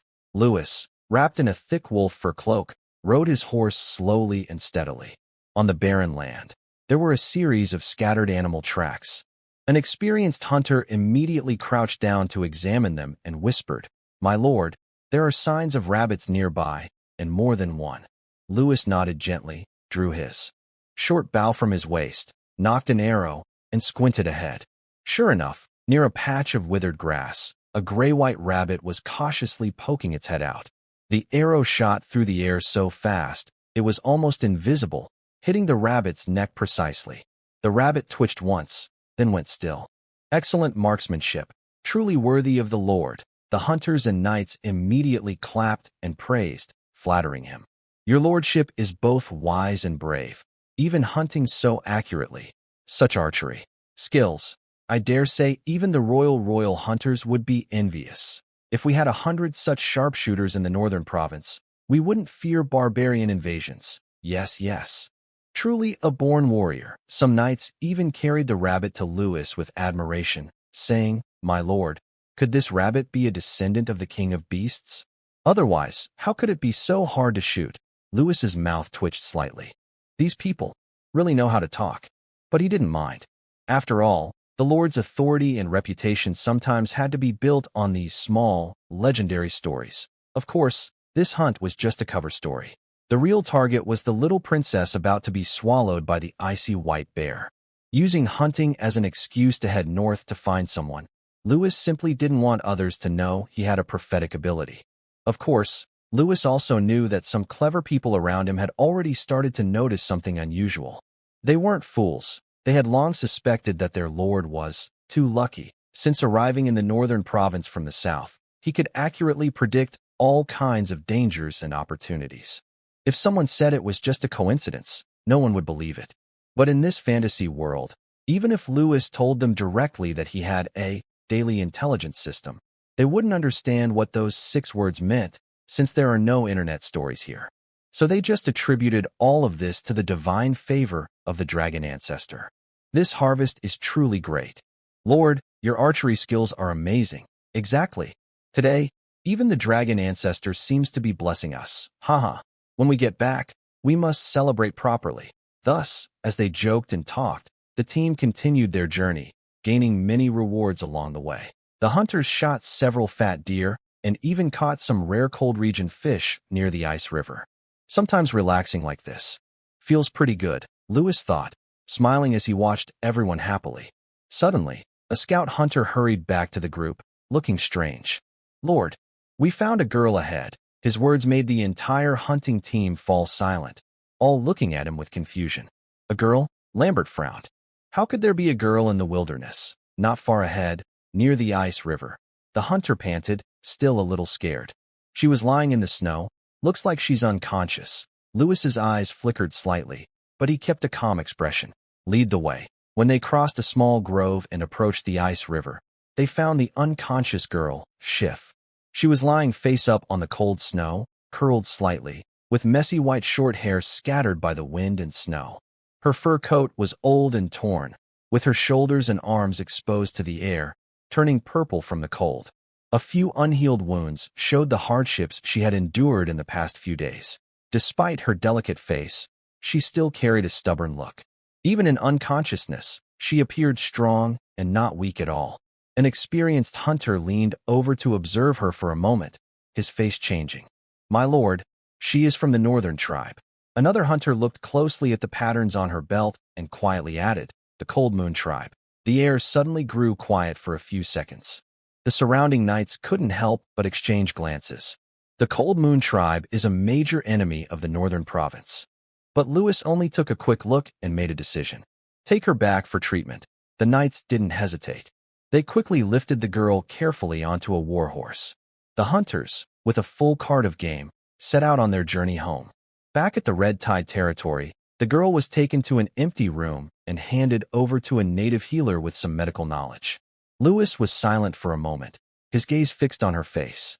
She was now with her eyes tightly closed, her lips cracked from the cold, her brows slightly furrowed, as if fighting against death itself. Lewis took out a bottle of life potion from his family's supplies and handed it to the healer. "Give this to her." The healer paused slightly, but then slowly poured the potion into her mouth. After a while, her pale face seemed to regain a little color, and her breathing became steadier. Although she was still unconscious, it seemed her life had been saved. A bottle of life potion is quite expensive. "Hopefully, she will wake up," Lewis said as he looked at the girl. If only someone in our territory knew how to use magic soil," Lewis said casually from behind his desk, tapping his fingers on the surface. But his eyes kept glancing at Hilko, sitting at the small desk nearby. Hilko was focused on writing quickly, recording the catch and smoked fish production. His dark circles were even worse than last night. When he heard Lewis's complaint, he suddenly stopped writing, pressed his fingers to his temples, and tried to wake himself up. No, this couldn't be a hallucination. Because this was the 5th time today he heard Lewis say that. Even if he was sleep-deprived, he shouldn't be hearing hallucinations 5 times, right? Hilko's hand paused slightly, finally confirming one thing. This clearly is a deliberate hint about himself. Making magical soil is a basic skill every alchemist learns. And he, being a genius in alchemy, naturally understands this. But the problem is, he has never revealed this part of his identity to anyone, at least not in the Red Tide territory. So, how does Lewis know? His mind races quickly, trying to remember if he accidentally let something slip before. Or maybe, he simply can't hide his natural talent for alchemy? While he was thinking, Lewis spoke again, still sounding helpless. "It would be great if I could make the magical soil myself." This was the 6th time he said that. Lewis kept repeating like a monk chanting, and Hilko finally couldn't take it anymore. He took a deep breath and pretended to be calm as he said, "I know a little. I learned some at the church school before." As soon as he finished, Hilko wanted to slap himself. What a lie! How could the church school teach how to make magical soil? But Lewis seemed to believe this explanation completely, even showing a look of sudden realization. He asked with interest, "Oh, is that so? Can you help me then?" Inside the office, the atmosphere fell into a tense silence. Does he really believe it? Hilko subtly glanced at Lewis. From his expression, it didn't look like he was fooled. Instead, it seemed like he was finally admitting the truth, eagerly waiting for Hilko to prepare the magical soil. Hilko. Of course, Lewis knew about Hilko's identity as an apprentice alchemist. Plants like frost blood crimson berries must grow in highly acidic soil. Only then can they absorb nutrients efficiently, making the fruit full, bright red, and better at boosting combat energy. If the soil is neutral or alkaline, nutrients get locked in, causing poor plant growth, yellowing leaves, or even no fruit at all. But the problem is how to prepare acidic soil. Lewis only has a rough idea and doesn't know the exact ratios or methods. However, he knew who could do it. Hilko, the guy hiding his apprentice alchemist identity. Lewis wanted to wait for Hilko to speak first, but the situation was urgent, and the frost blood crimson berries couldn't be delayed. Unfortunately, today he had to reveal himself. Silence spread between the two, and the fire in the fireplace crackled. Hilko looked down at his ledger on the table, thinking about the pros and cons. Finally, he sighed slowly, as if he had accepted his fate. All right, but I have one condition. Let me take a day off each week. This time, Lewis was silent. For the currently short-staffed Red Tide clan, it did feel like a waste of talent. He hadn't taken a day off in a month. But on the other hand, if Hilco continued working at this pace, he might collapse someday. Lewis sighed. Fine, deal. Then Hilco handed Lewis a list of materials needed for magic soil. Most of the materials could be bought at the Frost Spear City Market. But one name caught Lewis's eye for a moment. You really are brave to bring that up. Lewis chuckled and looked up at Hilco. I just listed the standard recipe. Hilco shrugged. Of course, you can use substitutes, but the effect might. No magic marrow. Then the magic soil's effect will be greatly reduced, Lewis said directly. Hilco spread his hands and said nothing. Lewis rubbed his forehead. Magic marrow was indeed a bit expensive. The Red Tide clan did have some, located in the northwest mining area. But mining there was a little tricky. Technically, it was not too difficult. Using rough methods, even just hitting the veins with iron picks, they could extract some for making magic soil. But the real problem wasn't here. According to intelligence reports, a few frost giants had been wandering near the mines since early spring. Frost giants were among the most troublesome monsters in the northern lands. They usually lived in extremely cold places, were huge and incredibly strong, with skin as hard as ice, making it difficult for ordinary weapons to harm them effectively. What's more, they could control cold air, creating freezing storms over the battlefield, slowing down enemies or freezing them to death. Lewis hadn't rushed to deal with this issue before, partly because the Red Tide clan was still developing, focusing on farming and production, and had no time to worry about the mines.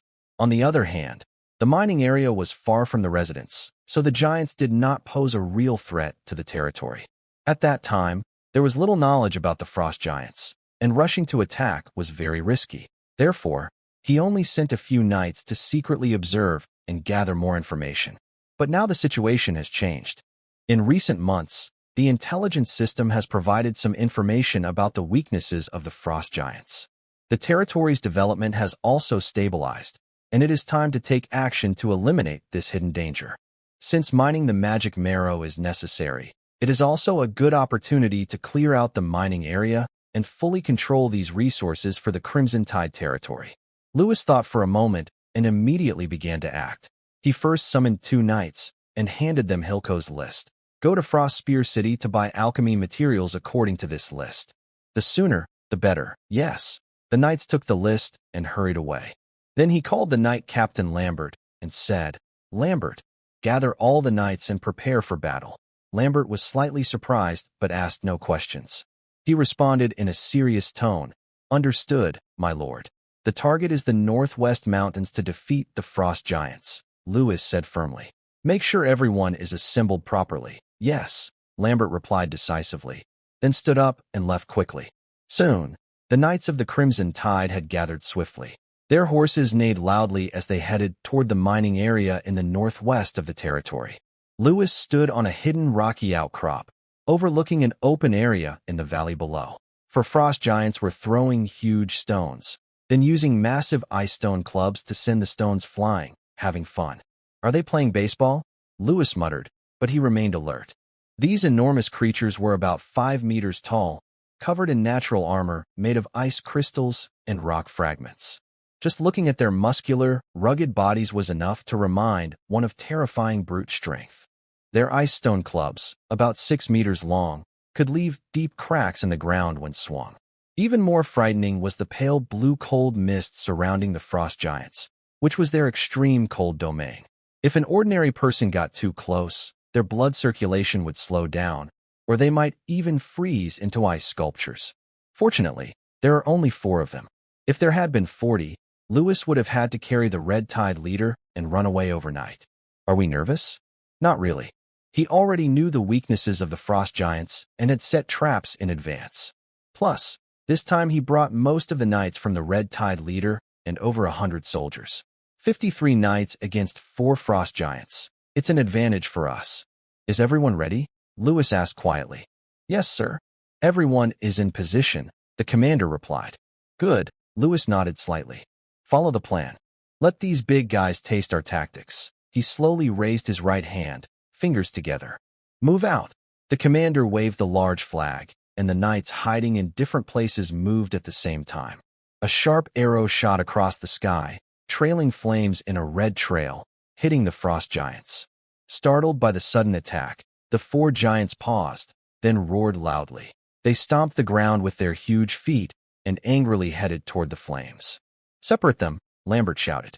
The knights split into four groups, attacking the giants from different directions, using long spears to provoke them. Each attack hit the giants' most sensitive spots: knees, faces, between fingers, and underarms. The giants roared, swinging ice rock clubs to crush these tiny enemies. But the knights were prepared. They quickly retreated, using the terrain and speed to delay the giants and guide them into the trap areas. After a few minutes, the four giants were completely separated and entered different trap zones. The waiting trap team suddenly threw out heavy rope nets. The heavy ropes wrapped tightly around the giants' legs. The giants' steps slowed. They struggled to tear free from the bindings. Hidden knights on the sides quickly rushed forward, stabbing their sharp spears or swords into the weak joints behind the giants' knees. The spears pierced their cold flesh. Here, the ice armor was the thinnest. Each strike made the giants roar loudly in pain, staggering back in agony. "Retreat, change positions." The warriors quickly dispersed in different directions, avoiding giving the giants a chance to fight back. The giant let out a painful roar and knelt down, its struggling movements slowing suddenly. Meanwhile, hidden soldiers threw torches fiercely, flames licking the giant's tough ice armor. Soon, the cold aura began to weaken, and the surface of the ice armor started cracking from the heat. Archers took the chance to shoot flaming arrows, which cut through the night sky and aimed at the giant's face. Several arrows hit its eyes and cheeks accurately, and the flames scorched its flesh. Roar, the giant painfully covered its face and struggled violently. "Knights, get ready. Target the heart and throat." The knights activated their fighting spirit, which burned bright red on their swords and spears. They spurred their horses forward, like sharp red blades, aiming to strike the giant's heart and throat. Blood splattered as the first giant let out a final scream and collapsed with a loud crash. Of course, not all groups had such luck. Suddenly, a deafening roar came from a trap area. Roar, it was an especially furious frost giant, breaking free from the rope net. Its thick legs stomped with force, causing the trap-filled ground to crack and stones to fly. "Oh no, this trap can't hold it at all." The leading knight's face changed. Just as he was about to order his team to surround it again, the giant was already furious. It suddenly spread its arms wide and roared at the sky, its icy aura rising sharply. A violent frost storm swept out in all directions.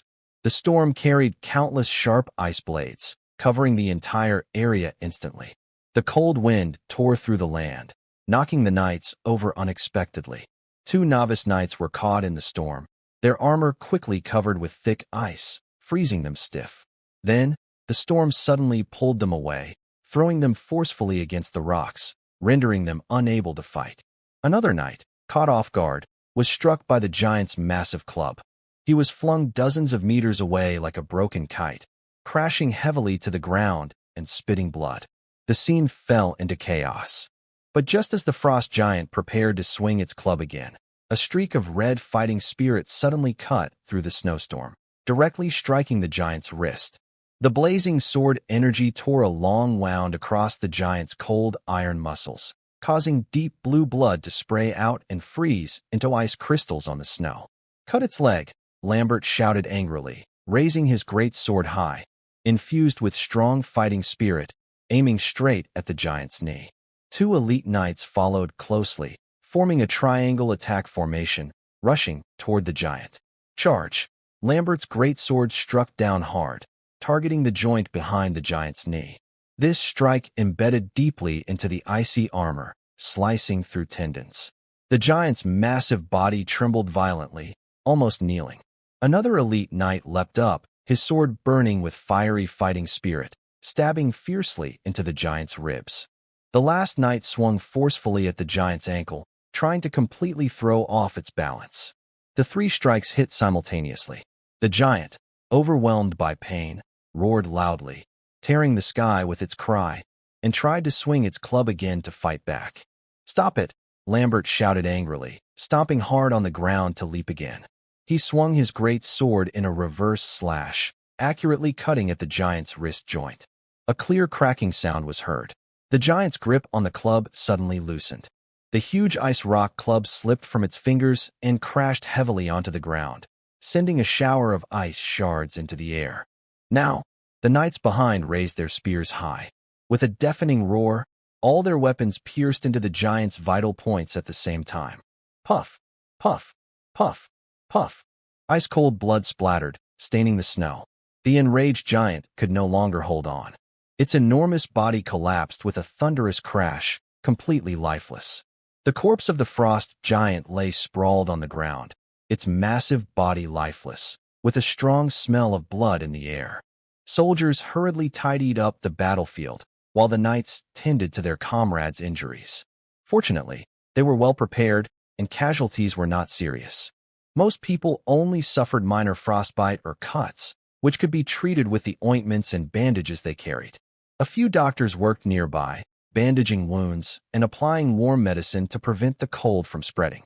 However, one knight, who had been knocked flying by the furious frost giant, was in very serious condition. His face was pale, blood dripped from the corner of his mouth, his armor was shattered by the giant, and his chest was deeply sunken.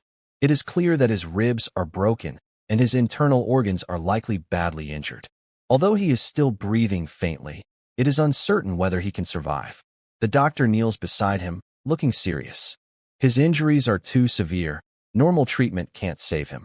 The surrounding knights look worried. This is their comrade. They had fought side by side just moments ago, and now he lies here barely alive. We can't let him die. Everyone looks up and sees Lewis standing nearby. He slowly takes out a deep green crystal bottle from his coat, and the liquid inside emits a faint glow. This is a very rare life potion, which can quickly heal wounds and even save someone close to death. Even nobles value this potion highly. They only use it when absolutely necessary. Lewis doesn't say much. He kneels on one knee and carefully pours the potion into the injured man's mouth. As the potion enters, a miracle begins.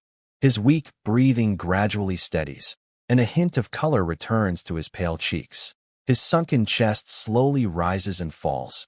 Broken bones start to heal, and torn internal organs begin to recover. His nearly stopped heartbeat regains strength. Life returns to this dying knight. His life is no longer in danger. The doctor breathes a sigh of relief.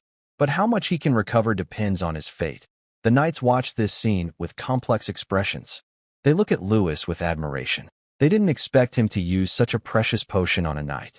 Their loyalty to Lewis deepens. 111. Lord, Lambert whispers, you shouldn't waste such a potion on him. Lewis stands up and smiles calmly. He fought for me, for the Red Tide leader. Using it on him isn't a waste. His gaze sweeps over everyone present, and his voice is firm. I will not give up on those who serve me. For a moment, all the knights straighten their backs in silence. They lower their heads, clutch their chests, and respond with knightly salutes. No words are spoken, but their resolve is stronger than any vow. Actually, Lewis also feels sad about this potion. It was a life-saving potion his sister, who is both his biological sibling, secretly gave him before heading to the northern border. There are only 3 bottles in total. The first bottle was given to the unconscious chef. The second bottle was given to the severely injured knight. Now, he only has 1 bottle left.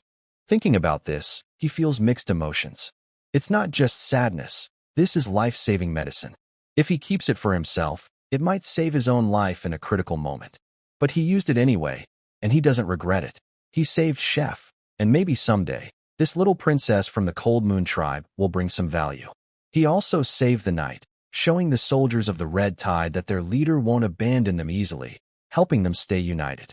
Forget it, I'll keep the last bottle for myself. Lewis sighed softly, casually putting the empty bottle into his pocket.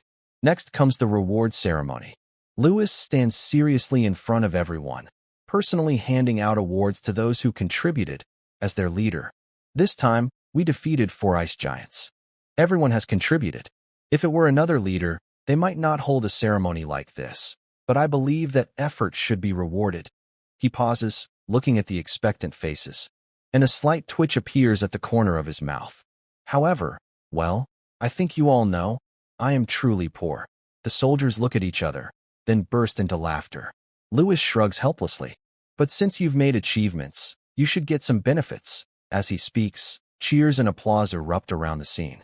The rewards are simple: fresh fish, game, grains, and a small amount of gold coins. Yet no one shows dissatisfaction. They all understand that Lewis has done enough. He is not a leader who only makes empty promises. He is willing to save his soldiers. He is willing, even when short on resources, to give rewards after their bloody battles. Moreover, most leaders would not give any rewards after fighting against monsters or enemies, just a simple return home as a reward. But Lewis is different. Their leader personally recognizes their efforts and promises to give more rewards in the future. That is what they value most.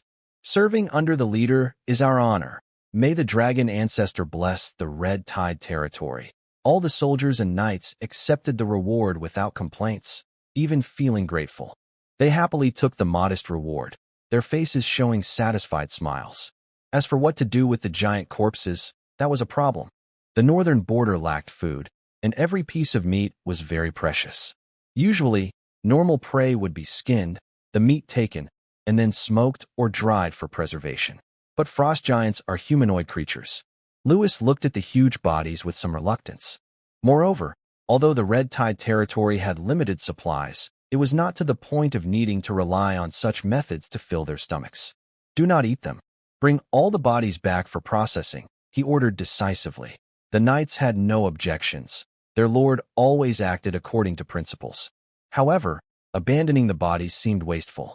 After all, these frost giants' bodies contained a lot of cold energy, and even in death, their flesh was rich in special nutrients.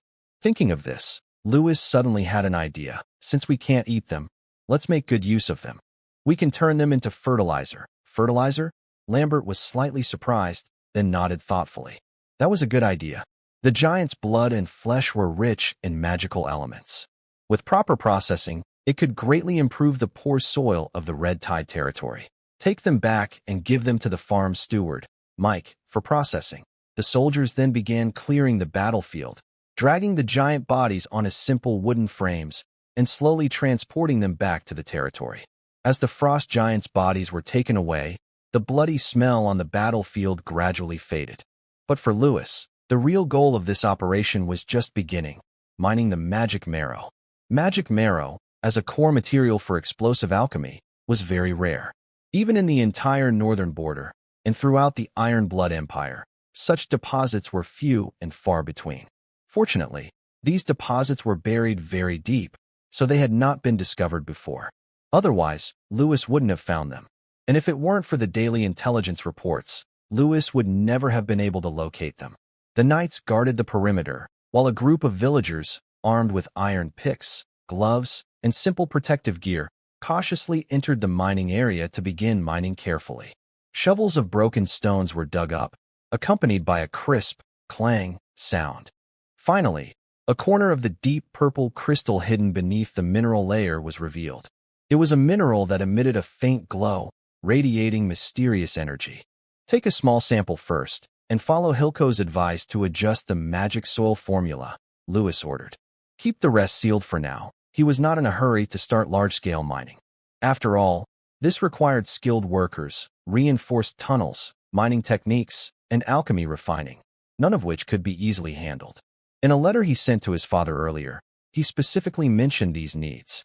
If his father was willing to send experts to help, that would be the best situation. Otherwise, Lewis would have to find experienced craftsmen from outside himself. Spring sunshine spilled over the farmland of the Crimson Tide territory, and a gentle breeze carried the fresh scent of new buds. Lewis stood on a high spot, looking down at the land that was gradually coming back to life. Just a few weeks ago, this was a barren field just planted. Now, the black wheat had sprouted, potato shoots peeked out of the ground, and the young turnip plants swayed gently in the wind. It looks like this year's harvest won't be too bad, he thought with a satisfied smile. Suddenly, hurried footsteps sounded from afar. Mick ran over quickly, looking a bit nervous. Although he had successfully proposed marriage, He had not yet formally reported to the Lord. As a former slave, Mick still harbored some fear of his master. Now that he was a free man, he still believed that major life decisions needed his master's approval. What if Lewis didn't agree? What if he disapproved? These thoughts swirled in Mick's mind, making his steps heavier than usual. But before he could speak, Lewis gave a gentle smile and said loudly, "Mick, congratulations on your successful proposal." Mick was stunned. He hadn't even spoken yet. How did the Lord know? Shock, fear, disbelief. Various emotions swirled in his heart. He even instinctively wanted to kneel. But a fair hand supported him. Lewis frowned slightly and said firmly, "Mick, you are now the chief of agriculture. Don't kneel so easily anymore." Mike suddenly came back to himself, his eyes slightly reddened. His lips moved as if he wanted to say something, but he was interrupted by a gift Lewis handed him. It was 2 smoked fish, tied together with a thin string, even with a crooked bow. Mike froze in surprise. "This is a gift," Lewis said calmly. "Although I am a bit short on money lately, I think I should give you something to celebrate." Mike tightly held the gift, his lips trembling. Finally, he couldn't hold back and tears fell down his face. He never thought he would receive such a blessing from the Lord. He had thought he needed to carefully ask for the Lord's approval, maybe face criticism, or be asked to pay a price. "Don't cry," Lewis patted Mike on the shoulder. "Isn't this a good thing?" Mike sniffed and nodded hard, trying to calm himself. "All right, calm down. I have something important to talk to you about." Hearing this, Mike took a deep breath, wiped his tears, and stood straight. "Please, tell me what to do." Lewis slightly tilted his head, signaling him to look behind. Mike instinctively looked in that direction, then his eyes widened suddenly, and he gasped. For huge bodies lay by the farmland. Their broken bodies were cut into many pieces, frost-covered skin beginning to melt, revealing dark blue flesh. Such big bodies. Mike swallowed hard, struggling to find his voice after a long moment. "Don't be stunned. I want you to turn these bodies into fertilizer," Lewis said with a smile. Fertilizer? Mike almost bit his tongue in shock. He had never heard of using frost giant corpses as fertilizer before. Lewis's tone was matter-of-fact. "Frost giants' muscles are rich in minerals. Use them well. Maybe it will bring great benefits to the crops." Mike's mouth twitched, but his mind was already racing, thinking about how to handle these 4 fertilizer piles. But just as his shock was not fully gone, Lewis's next words made his nerves tighten again. "And this?" Lewis took out a small cloth bag from his pocket and handed it to Mike with seriousness. The bag contained half of the frostblood crimson berry seeds. Because they were so precious, Lewis didn't dare to take any risks and decided to test grow only a small part first. He gave the seeds to Mick because the intelligence system had once said that Mick had an amazing talent for planting. Lewis believed that if he shared the planting method with Mick, Mick could grow them much better than he could. Mick quickly reached out and carefully opened the bag. The seeds looked like ordinary fruit seeds. "These are," he stammered, "frostblood crimson berry seeds," Lewis said without much explanation. "They are very valuable. Each seed is worth hundreds of gold coins." Mick's eyes widened suddenly, and his breathing became quick. One seed could buy hundreds of slaves like him. "You're going to give me these to handle?" Mick's hands trembled a little, worried he might accidentally ruin these precious seeds. Lewis nodded and said, "These seeds are very rare. They need careful care to grow. If you have any problems, just come to me. I've already asked someone to find the right magic soil formula, but it will take some time. For now, your task is to bury these seeds in the ice and activate their vitality." Yes. Mick hurriedly took the seeds with care. "I will take good care of them and make sure they aren't damaged in any way." At that moment, a guard hurried over and said to Lewis, "Sir, the girl we rescued earlier has woken up." Her consciousness drifted between chaos and reality, like sinking into the deep sea and being slowly pulled back to the surface. Shiv slowly opened her eyes. Her blurry vision gradually became clear. What she saw was an unfamiliar wooden ceiling, with a faint smell of smoke and fire in the air. Her body was wrapped in warm bedding, and she could clearly feel the comfortable warmth on her skin. Instinctively, she looked around quickly. It was a wooden cabin, with simple but tidy walls and beams, a few plain wooden tables and chairs, and a fireplace burning with a warm glow. Fortunately, there were no chains or obvious weapons, so she wasn't imprisoned. Shiv tried to turn over, but she felt her body was completely unresponsive, so weak that even moving slightly was extremely difficult. Oh no, her body wouldn't move at all. Her heart sank at this realization. Then, painful memories flooded her mind like a tide. The fall of the Cold Moon tribe. Brothers, sisters, and parents all died tragically because of betrayal. The eldest brother sacrificed himself to protect her and escape, dying alongside the enemies. She closed her eyes, overwhelmed with sadness. It felt as if a heavy stone was pressing on her chest, making it hard to breathe. At least I am still alive, and I have a chance to get revenge. She clenched her teeth, fought back tears, and tried to calm her emotions. Just then, the wooden door creaked open. Sif suddenly opened her eyes, alert and watching the door carefully. She thought she would see unfamiliar soldiers, nobles, or the ruthless killers of her people. But instead, a thin, middle-aged woman entered. She looked to be in her 40s, with wrinkles on her face. She wore simple cotton clothes and carried a tray with a bowl of porridge and a cup of warm water. The steam carried a faint smell of food. Seeing Sif awake, the woman's eyes lit up with surprise. "Oh, you've finally woken up. You're very lucky." The woman gently lifted Sif's upper body and let her lean on a soft pillow. Then she took a cup of warm water and slowly brought it to her lips, speaking softly. "Drink some water first to soothe your throat. You've been asleep for several days." After a moment of hesitation, Sif finally slightly opened her mouth, allowing the woman to bring the cup closer. The warm water flowed into her mouth, easing the burning sensation in her throat. Sif couldn't help but swallow gently, and her mind gradually cleared as the water refreshed her. "Take it slow, don't rush," the woman said with a gentle tone, showing some concern. "Poor child, you must have suffered a lot." Sif's eyelashes fluttered slightly, and a dark emotion flickered in her eyes, but she didn't speak. "If it weren't for the Lord sending someone to save you, you might have been taken by wild animals." The woman patted her back and started to chatter on her own. Hearing this, Sif lowered her gaze slightly, her fingertips tightening quietly. The noble from the south? A warning rose in her heart, but her face remained silent. The woman didn't notice her change in mood and continued talking happily. "Don't be afraid.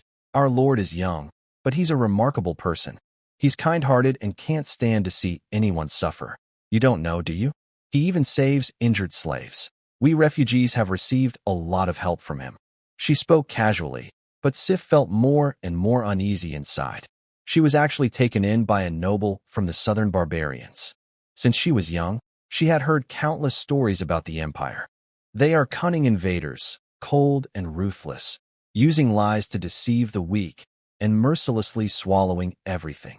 Now she found herself in their hands, and Sif felt even more anxious. First, she must never let them know her true identity. Although her family has now fallen, her status as a former princess of the Cold Moon tribe still holds great value. To powerful people, she is a useful political pawn. She might even be sent to the imperial court to become a plaything for a noble. Sif absolutely cannot accept such a fate. So what should she do now? Her fingers curled slightly, her heart pounding with unease.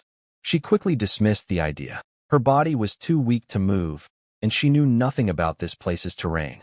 Running away suddenly would only result in death on the road or being caught again, making her situation worse. Maybe this is a choice. She could pretend to be obedient, secretly observe everything here, and then find a good chance to escape. But that would require careful planning. She must not reveal her identity or let them suspect she wants to run. Most importantly, she needed to find out what kind of person this Lord really was. If he is truly kind-hearted, as the middle-aged woman said, maybe she could breathe a little easier. But if he is just outwardly kind while being cold and ruthless inside, she must prepare for the worst. No matter what, she cannot just wait passively. Suddenly, outside the door, footsteps sounded, followed by a guard's announcement. "The Lord has arrived." Sif's body tensed instinctively, her fingers clutching the bedding, holding her breath. She was mentally prepared to face a wealthy noble with a face full of flesh, a sly smile, and a strong smell of spices. She had even rehearsed countless scenarios in her mind for what was coming next. If the other person insults her, she pretends to be obedient, waiting for a chance to escape. However, when the door is pushed open, the reality is completely unexpected. A handsome young man with black hair walks in. He looks to be just over 20, tall and well-built, dressed neatly and simply. His clothes are neither overly luxurious nor too plain. Everything is just right. He doesn't have a strong, unpleasant smell of perfume, nor flashy jewelry, nor a fierce, bloodthirsty aura. Instead, he seems fresh and sharp. His gaze is observant, but not condescending or scornful. There is even a hint of kindness in his eyes. Sif is stunned for a moment. Is he a noble from the Ironblood Empire? This completely contradicts what she was taught since childhood. In her mind, the Empire's nobles are either greedy, fat drinkers, or cold-hearted killers. They are bloodthirsty, arrogant, and treat the northern tribes as animals. But this young man doesn't look like one of those. She quickly regains her composure, her warning bells ringing. She must not be fooled by appearances. This man might just be better at disguising himself than other southern barbarians. His appearance is clean, and his manners are elegant, but that doesn't mean he has no ambitions or schemes. So she must be even more careful. Sif suppresses her doubts, lowers her eyes, and quietly observes his every move. The room is silent, only the faint crackling of firewood in the fireplace. Lewis stands by the bed, looking at the weak girl in front of him. Her skin is paler than that of the Empire people, with a cold tone typical of the North. Her short silver hair is slightly messy, and her deep blue eyes have a mysterious look. Although she is slender, muscles are hidden beneath her tight skin, like a leopard ready to pounce. Even in her difficult situation, her gaze is proud and cautious, with a subtle sense of alertness. Lewis asks, "What is your name?" Sif looks at him quietly, but does not answer. "Where are you from? And where are you going?" The firelight reflects on her calm, untroubled face. She seems not to hear him and remains silent. A kind-hearted aunt nearby sighs and gently pats Sif's hand. She spoke with a hint of concern. "Poor child, don't be afraid. We are all good people here. The Lord saved you, and he won't harm you." However, Shifu's mind was racing quickly. She knew very well that if she casually lied about her identity, she might be exposed. And if she tried to avoid the question, it could make the other person suspicious. The best way she could think of was to act clueless and pretend she didn't know anything. She didn't want to reveal her true identity, so she decided to stay silent and go along with it. Unexpectedly, the other person's reaction was more understanding than she had expected. Lewis pretended to think deeply as he looked at her. After a moment, he seemed to reach a conclusion and said softly, "Maybe you've lost your memory?" Shifu was surprised. She didn't expect Lewis to give such an explanation voluntarily. She lowered her eyes slightly, neither admitting nor denying, simply accepting his words. Lewis looked at her silver-white hair and said casually, "Since you've lost your memory, you can stay here for now." Then he thought for a moment and showed a mysterious smile, saying, "Your hair is white, so from now on, I'll call you Little White." Suddenly, Shifu's pupils shrank, and anger rose in her heart. She was the princess of the Cold Moon tribe, raised with royal education, taught by her father to carry a noble bloodline and shoulder the future of her people. Now, she was being given a pet-like nickname by a barbarian from the south. She clenched her nails into her palms, trying to hold back her anger. Shifu told herself she couldn't show her emotions or let him discover her true identity. So she remained silent, gritting her teeth, saying nothing. But in her heart, she silently remembered this insult from the barbarian. "Can you read?" Lewis asked casually, as if it was just a random question. Shifu, suppressing her anger, nodded instinctively. But almost at the same time, she realized she had made a mistake. Her reaction was too quick, too natural. In the Cold Moon tribe, only the noble class had the chance to learn the language and writing of the southern people. Although her father deeply hated the southerners, he still hired a southern teacher to teach her language and writing. Now, this could be a flaw that might reveal her true identity. Sif quietly looked up and observed Lewis's expression, trying to guess if he had noticed anything. Lewis seemed unaware of her mistake. He nodded thoughtfully and said, "Then you can be my secretary from now on." Sif was momentarily confused because she had never heard that word before. Lewis explained, "It means helping me remember things and handling small tasks. Don't worry, it's not hard, and there's nothing dangerous about it." Sif lowered her eyes and thought deeply. The word, secretary, didn't sound like a slave or prisoner, nor did it seem like a dangerous job. Compared to being imprisoned, tortured, or even executed, this arrangement was much better. And she didn't seem to have a better choice either. So, Sif gently nodded, accepting this plan. This wasn't giving up, but enduring silently, she told herself. Seeing her response, Lewis's lips curved into a slight smile. Then he stood up and said, "You just woke up. Rest well first, and when you're better, we can talk." He didn't say more and walked toward the door. Sif watched Lewis's back, her fingertips tightening slightly on the bedding, her eyes complex. The man didn't show obvious malice, but he wasn't truly kind either. What was he really thinking? She couldn't tell right now and didn't dare to jump to conclusions. But one thing was clear: no matter what, her main goal wouldn't change. Survive and seek revenge. Meanwhile, Lewis left the room with a faint smile, seeming in a good mood. Letting Sif be his secretary was indeed a good idea. Lewis didn't mind hiding her identity. He had already gathered some information about her through his intelligence system. Who she was didn't matter. What mattered was that she was nothing right now. Even if later he could use her identity, he wouldn't need her permission. For now, as long as Sif was within his territory and under his control, that was enough. Lewis even found her deliberate secrecy a little cute. Like a stray dog rescued from the streets, too afraid to bark, eyes alert at all times, tail slightly tucked. He was reluctant to get close and afraid to act rashly, worried that he might be caught and eaten. As for her being able to write, that was a happy surprise. This way, Hilco's work pressure could be greatly reduced, and he finally wouldn't have to complain every day about being overwhelmed with paperwork. Plus, having a beautiful girl with white hair nearby would definitely improve his mood, right? He happily stepped forward and turned to the craftsman's workshop to discuss building a castle with Mike. The construction of the Red Tide territory was in full swing. Thanks to the easy-to-build semi-underground collective dwellings and the hard-working slaves, rows of neat houses were rising from the ground. The semi-underground collective housing was taking shape. It could be called a miracle in the history of northern construction. Now, knights had their own private rooms, soldiers shared 2 per room, free citizens 3 per room, and slaves 6 per room. Even households could apply for independent residences. Such living arrangements were a huge blessing in the barren northern lands.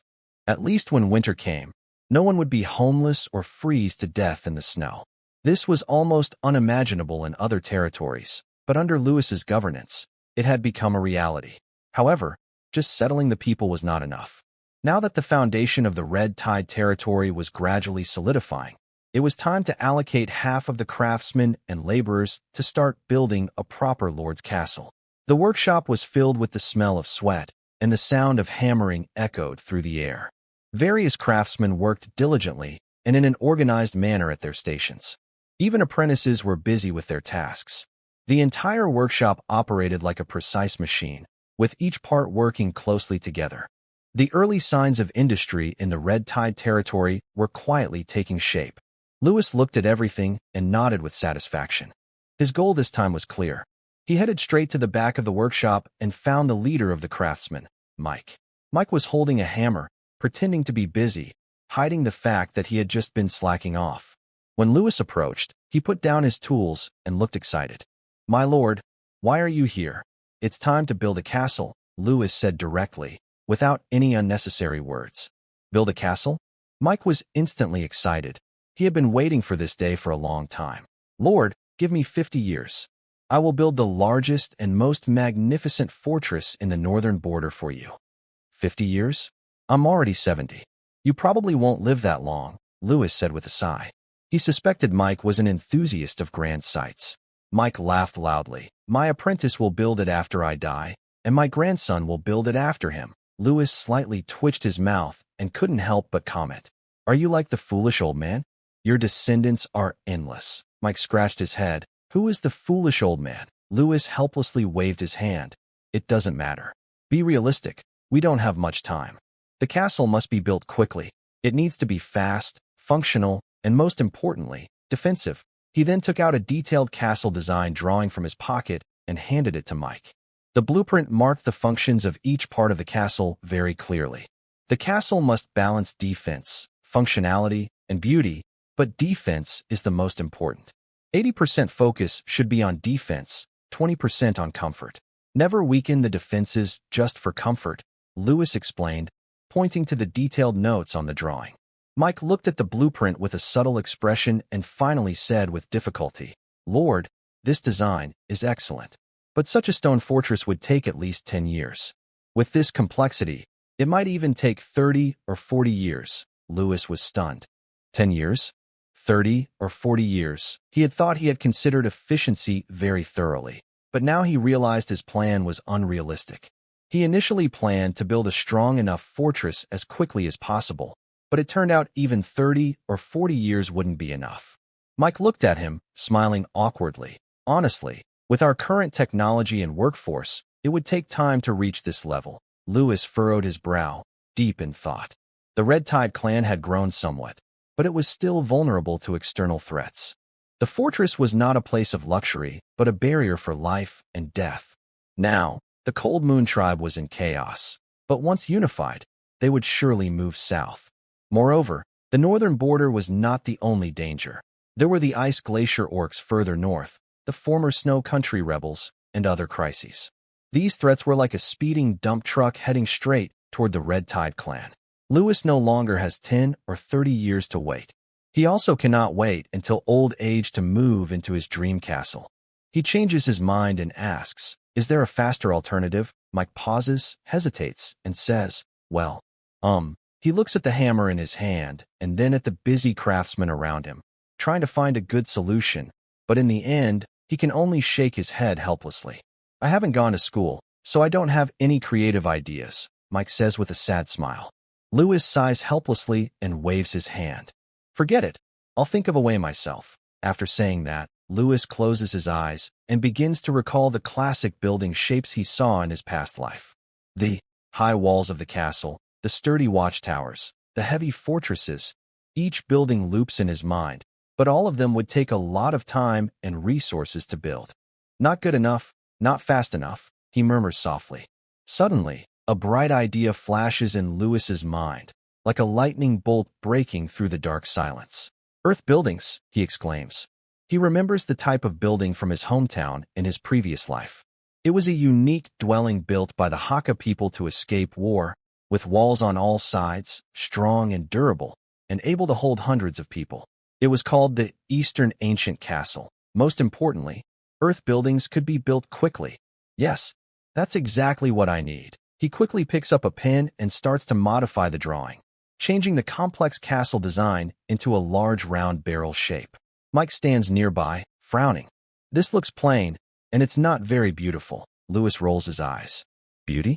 What's the use of beauty? Practicality is the most important. It can block enemies and hold everyone inside. That's what matters." He taps the pen on the drawing and explains, "Look, this round shape can evenly distribute external pressure and has strong defense. Plus, using earth as a building material is cheap and quick.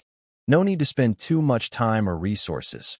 Mike, feeling helpless, touches his head and begins to carefully observe Lewis's castle design. But he quickly realizes that Lewis's idea makes a lot of sense. Although this earthen building looks simple and rough, it is undoubtedly a practical and efficient choice. Lewis stood in the center of the craftsman's workshop, waving his blueprint and explaining his building plan to the craftsman. First, site selection is very important. He pointed to a marked spot on the blueprint. The castle should be near the hot spring area, but not too hot. The geothermal energy from the hot spring can provide natural heating for the building. We can also channel hot spring water under the floor in winter, so the floor will stay warm. It's like a natural heated floor. This way, we won't have to worry about the cold in winter." The craftsman looked surprised, never expecting such an idea. Seeing their reactions, Lewis smiled proudly and continued. "Next, the defensive outer wall. We will use a 1-meter thick stone wall in a circular shape, combined with hot spring clay, to form a strong central wall that offers good protection. Inside, there will be wooden houses with large logs as pillars, reinforced with beams, divided into multiple living areas. The first floor will be used for storage, and the second, third, and fourth floors for living. Wooden stairs made from shaved tree trunks will be simple and practical." He drew a simple internal structure on the blueprint. Lewis then explained his ideas further. For defense, the main gate will be covered with thick iron sheets, which can prevent both chopping attacks and fire. The top of the stone wall will have arrow slits, allowing archers inside to defend at any time. Hidden in the roof, will be a boiling oil outlet. When enemies climb close, hot oil can be poured down to scald them.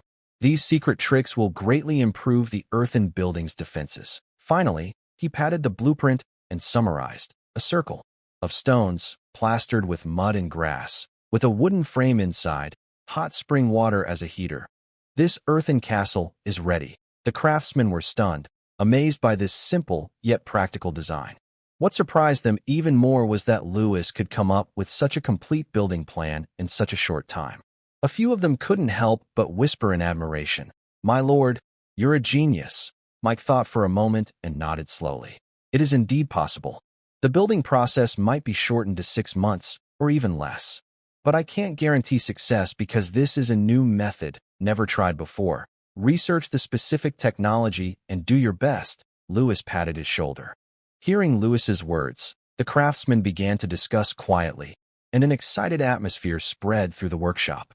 If this bold plan succeeds, it will not only strengthen the defenses of the Red Tide territory, but also boost its reputation in the northern regions. Thus, the Red Tide territory's earth-building project officially started. Duke Calvin, as usual, got up and did his favorite exercises to stretch his muscles. Then he washed up, changed clothes, and finally sat in his study to review a mountain of letters. Most of the letters were dull affairs: land management, economic planning, noble marriages, conflict mediation. Suddenly, his eyes stopped on a special letter. The sender was Lewis Calvin. This name made Duke Calvin pause slightly, feeling somewhat familiar. After a moment of thought, he remembered that Lewis was his 8th son, the child whose mother had died early and who was not very talented. A few months ago, to deal with the emperor's expansion order, he had casually sent Lewis to develop new land in the northern territories. Too many children make it hard to remember everyone, Duke Calvin sighed, in a Versailles tone. Now he had 10 daughters, 12 sons, and 2 pregnant concubines. He always believed in having many children, thinking that as long as he had enough, some would succeed. And this approach had worked well. For example, his eldest son Gaius was now the vice-captain of the Empire's guards, Dragon Blood Knights. The next head of the Calvin family was probably him. The Duke looked at the envelope with the Calvin family crest, feeling a bit impatient. It was probably a letter begging to return south, but since it had already been sent, he decided to read it. The letter first briefly reported Lewis's safety, saying he had arrived smoothly in the Northern Territory and everything was on track. Then it mentioned some surprising news. Lewis discovered that his territory contained large amounts of cold iron ore and even found a rare mineral called magic marrow. Duke Calvin chuckled softly when he saw this. Magic marrow mines are usually only found in the Jade Federation, and the Iron Blood Empire has very few of them. He thought Lewis was incredibly lucky and didn't believe the boy had simply guessed where to find such valuable resources. Regardless, the value of the land had greatly increased, making it worth investing more resources to develop.